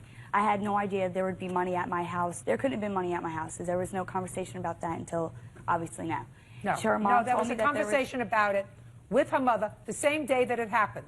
And usually, it had nothing to do- yes, it had to do with that money. Not with my house, though. She called me up and said that she found withdrawal receipts and she wanted to know if I knew anything about it. I told her no, that I never brought her to the bank, and that's all that I knew. And you didn't discuss with her a three-way conversation? No, I don't have her boyfriend's cell phone number. All I'm asking you is, you didn't discuss a three-way conversation with her? No. No, I don't believe you. Okay. How's that? Elizabeth Whitaker claims former friend Danielle Kahneman stole $800 from her duffel bag. Danielle says Elizabeth spent the $800 on drugs. Okay. I'm very, very reluctant on circumstantial type evidence when other people have access to property to make a judgment that somebody took property. I'm reluctant to do that because to label somebody a thief, as far as I'm concerned, is a very serious thing. There is no question in my mind that you either took it or know who took the money out of her duffel bag. Judgment for the plaintiff in the amount of $800. That's all. Parties are excused. You may step out. Victoria Klaus says former tenant Kelly Stafford moved out owing for rent. Victoria also claims Kelly vandalized the home. Miss Klaus, you own a rental property, and the defendant was a tenant of yours for, according to your complaint, about 5 years. Yes, she was a former friend first and then tenant. But she was a paying tenant for 5 years. What was the rent on the house? $630 a month. Nope. No. What was the rent? It started out at $590, and then it went up halfway through the 5 years to $620. Well, that's not much of an increase over the course of 5 years. It is your claim that when she left, she owed you some rent, and also that when you went there after she moved out, the place was a disaster. Yes. Costing thousands of dollars in renovations. Yep. Ms. Stafford says that she left in mid-April of this past year. She, in fact, gave you rent for half the month of April in cash, and that she left the house in fine condition. She doesn't know what happened, but certainly she left the house in fine condition. When did you pay your rent, Ms. Stafford? At the beginning of each month? Yeah. That's not true. Just a second. Don't interrupt when I'm asking her questions. And you paid, according to you, in the last part of the tenancy, $620 a month. Yes. How much money did you give Ms. Klaus for April? $310. Well, you can't do that. Okay. You have to pay for a month's rent. If you choose to move out in the middle of the month, that's your prerogative. But you can't pay for a certain number of days unless you have a previous agreement to do that. And we did. We talked at the end of March. I told her that I would be moving on the 15th, and she said, "You're kind of leaving me in a jam. That's not fair." She's absolutely right. Right. And I told her, and I said, Well, she's there's nothing right. I can You do. won't I said believe I it. can do Shh, what I'm speaking. Don't speak over me. You told her at the end of March you were going to be moving out April 15th, so you gave her no notice. There was no lease. But you gave her no notice after. Okay. So Let us say I believe you that you gave her $300 in cash. Did she give you $300 in cash? Yep. Then you owe her $320. I gave her $310. Okay, then you owe her $310. Already. Because you can't dictate to her that you're going to be moving out at the middle of the month and you only owe half a month's rent. You owe the entire month's rent. Okay, because she told me that she agreed to that. That would be fine. I don't believe that at all. I didn't even have to ask her. Okay. Once she says you're leaving me in a lurch by giving me no notice at the end of March, she's not going to say, well, I'm going to be real nice to you. You only have to pay me for half a month. Okay. Try to play it straight with me, Miss Stafford. I'll be much more amenable to listening to what you have to say about the destruction of the house if you don't fib at the very beginning. I'm not fibbing. Yeah, sure you are. Because something doesn't make sense, it's not true. Okay. And if you call a landlord, you've been a rent-paying customer for 5 years, and you say, I'm not giving you any notice, I'm not giving you 30 days notice, I'm not giving you 60 days notice, I'm moving out in 2 weeks. And the landlord says to you, gee, that's really not nice of you after all this time. I've been very good to you. I've given you minimal rent increases over the course of the 5 years. You know, you could have at least given me an extra 30 days notice. You're not giving me any notice. And then she's going to turn around and say to you, and you only have to pay me $310. Ridiculous. Your Honor, she came to me in the beginning of March and told me that she would be selling the house. That's when I started looking for a place to live because I didn't want to be left out without a place to live. Listen to what you're saying to me. She gave you notice the beginning of March that she will be selling the house. Not that she sold it and you have to be out in 2 weeks. So start to prepare yourself. Absolutely, and I did. And I asked her how long it takes to sell a house. She said, I will be doing it through a paper where he would be paying my mortgage, and then at the end, I will just sign the house over to him. It wasn't going to be through a whole real estate or nothing like that. Did she give you an answer about how long it would take? No, she did not. Okay. All right, so now we have $310 that she owes for the month of April. Now, what date did you move out, Miss Stafford? The 15th. 4/15.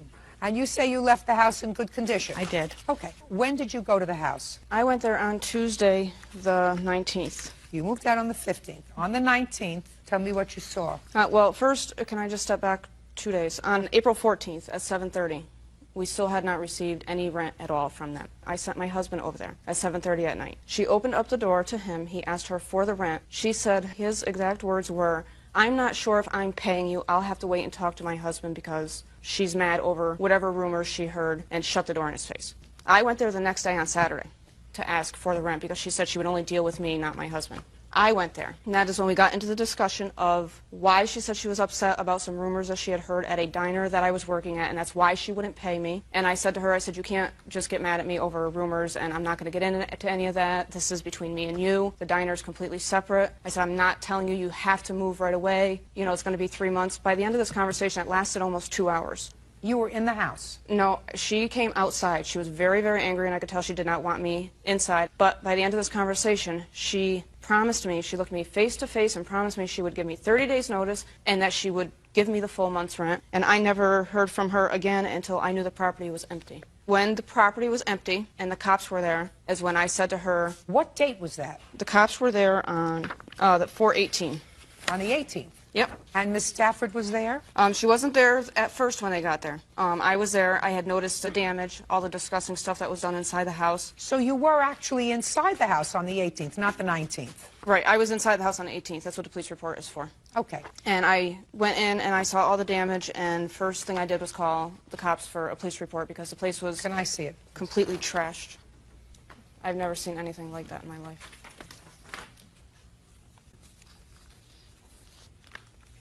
Okay, so she did in fact pay the $310, right, because that's what she told the police they would do, and she also agreed to clean up the mess, right, according to the police. Okay, did she clean up the mess? No, she didn't. She had told me that she would come the next day on Wednesday. She got out of work at, I believe it was 5 or 6. She said she would come over then and help me herself clean it. I said, okay, I'll be over here cleaning anyway. Go ahead and come over. Well, she never came, never showed. I didn't go home till I think like 6:30. She called me and said that she wouldn't be able to come because she had car trouble. I said, okay, you know what, if you want to call me another day, I'll gladly go back over there with you. I don't want anybody there now while I'm not there because of what's already been done. I don't trust anyone else there. But I will go back over there with you whenever you want to clean, and I have not heard from her since to do it. Do you have photographs of what Yes, the I place do. looked I have like? photographs, I have estimates, I have a video. First, let's take a look at the photographs.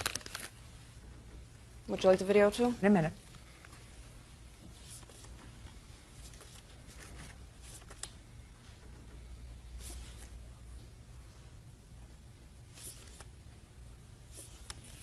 Would you show these to the defendant, please?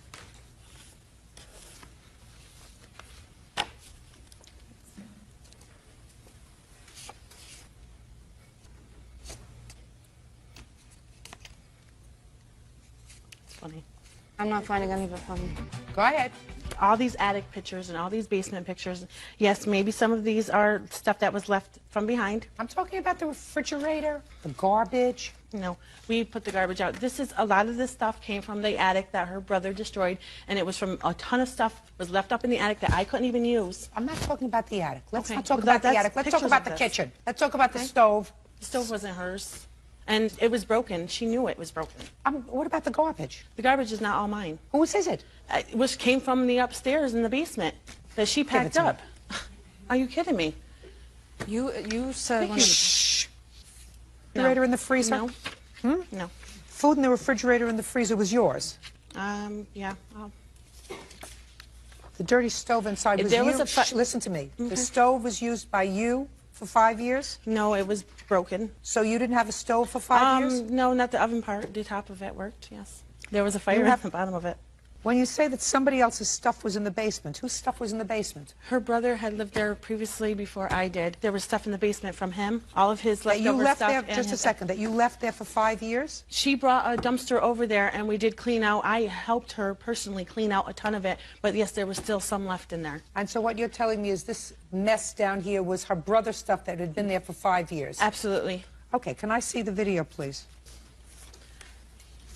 The water on the basement floor is from our washing machine being moved.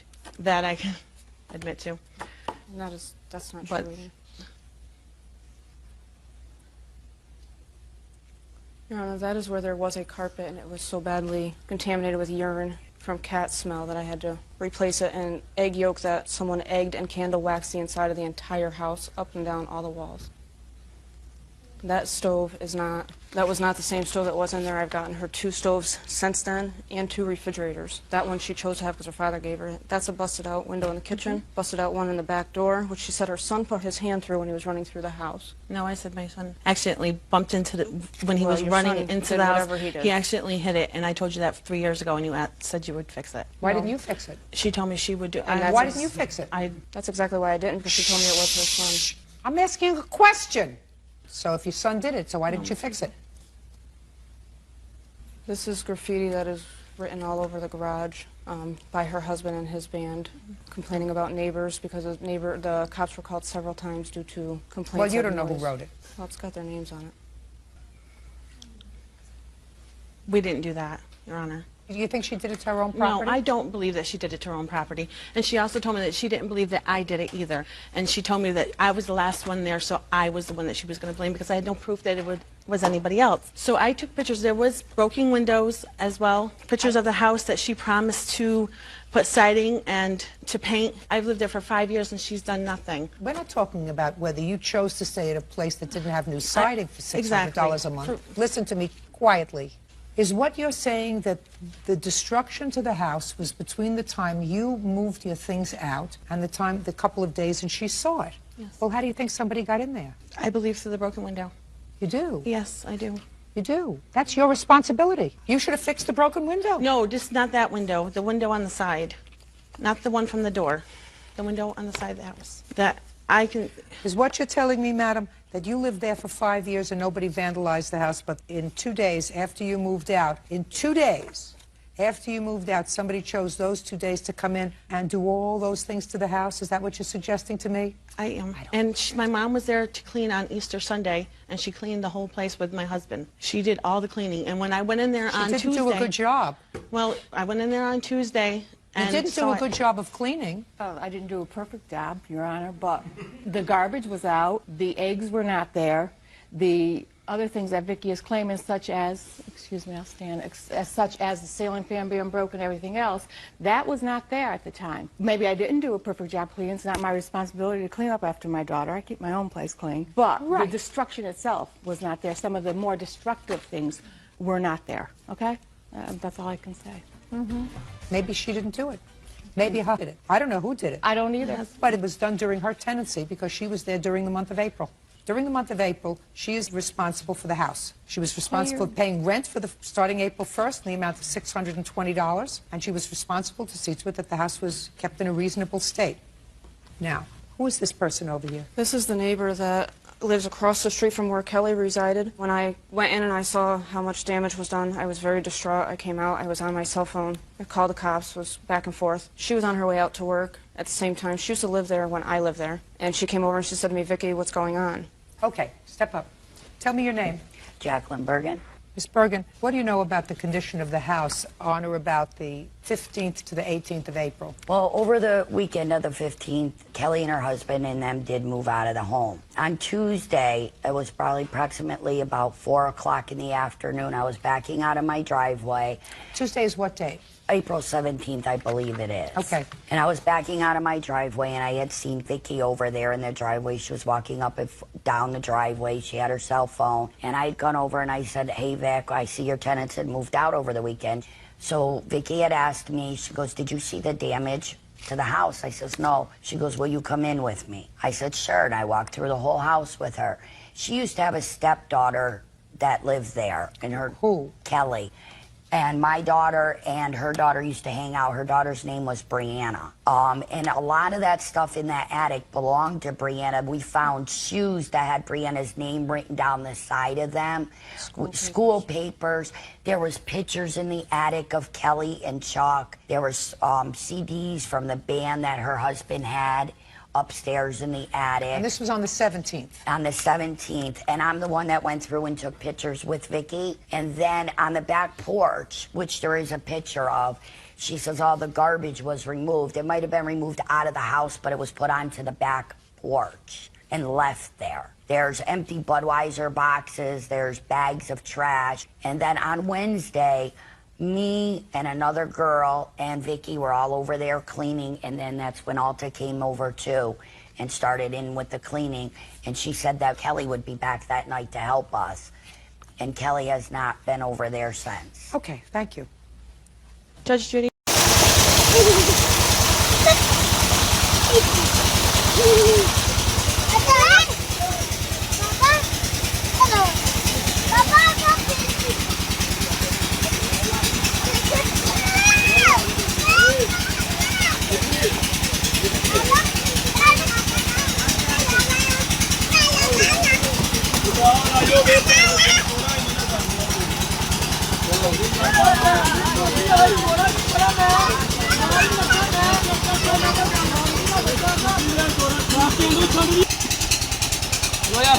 खड़ो करो चलो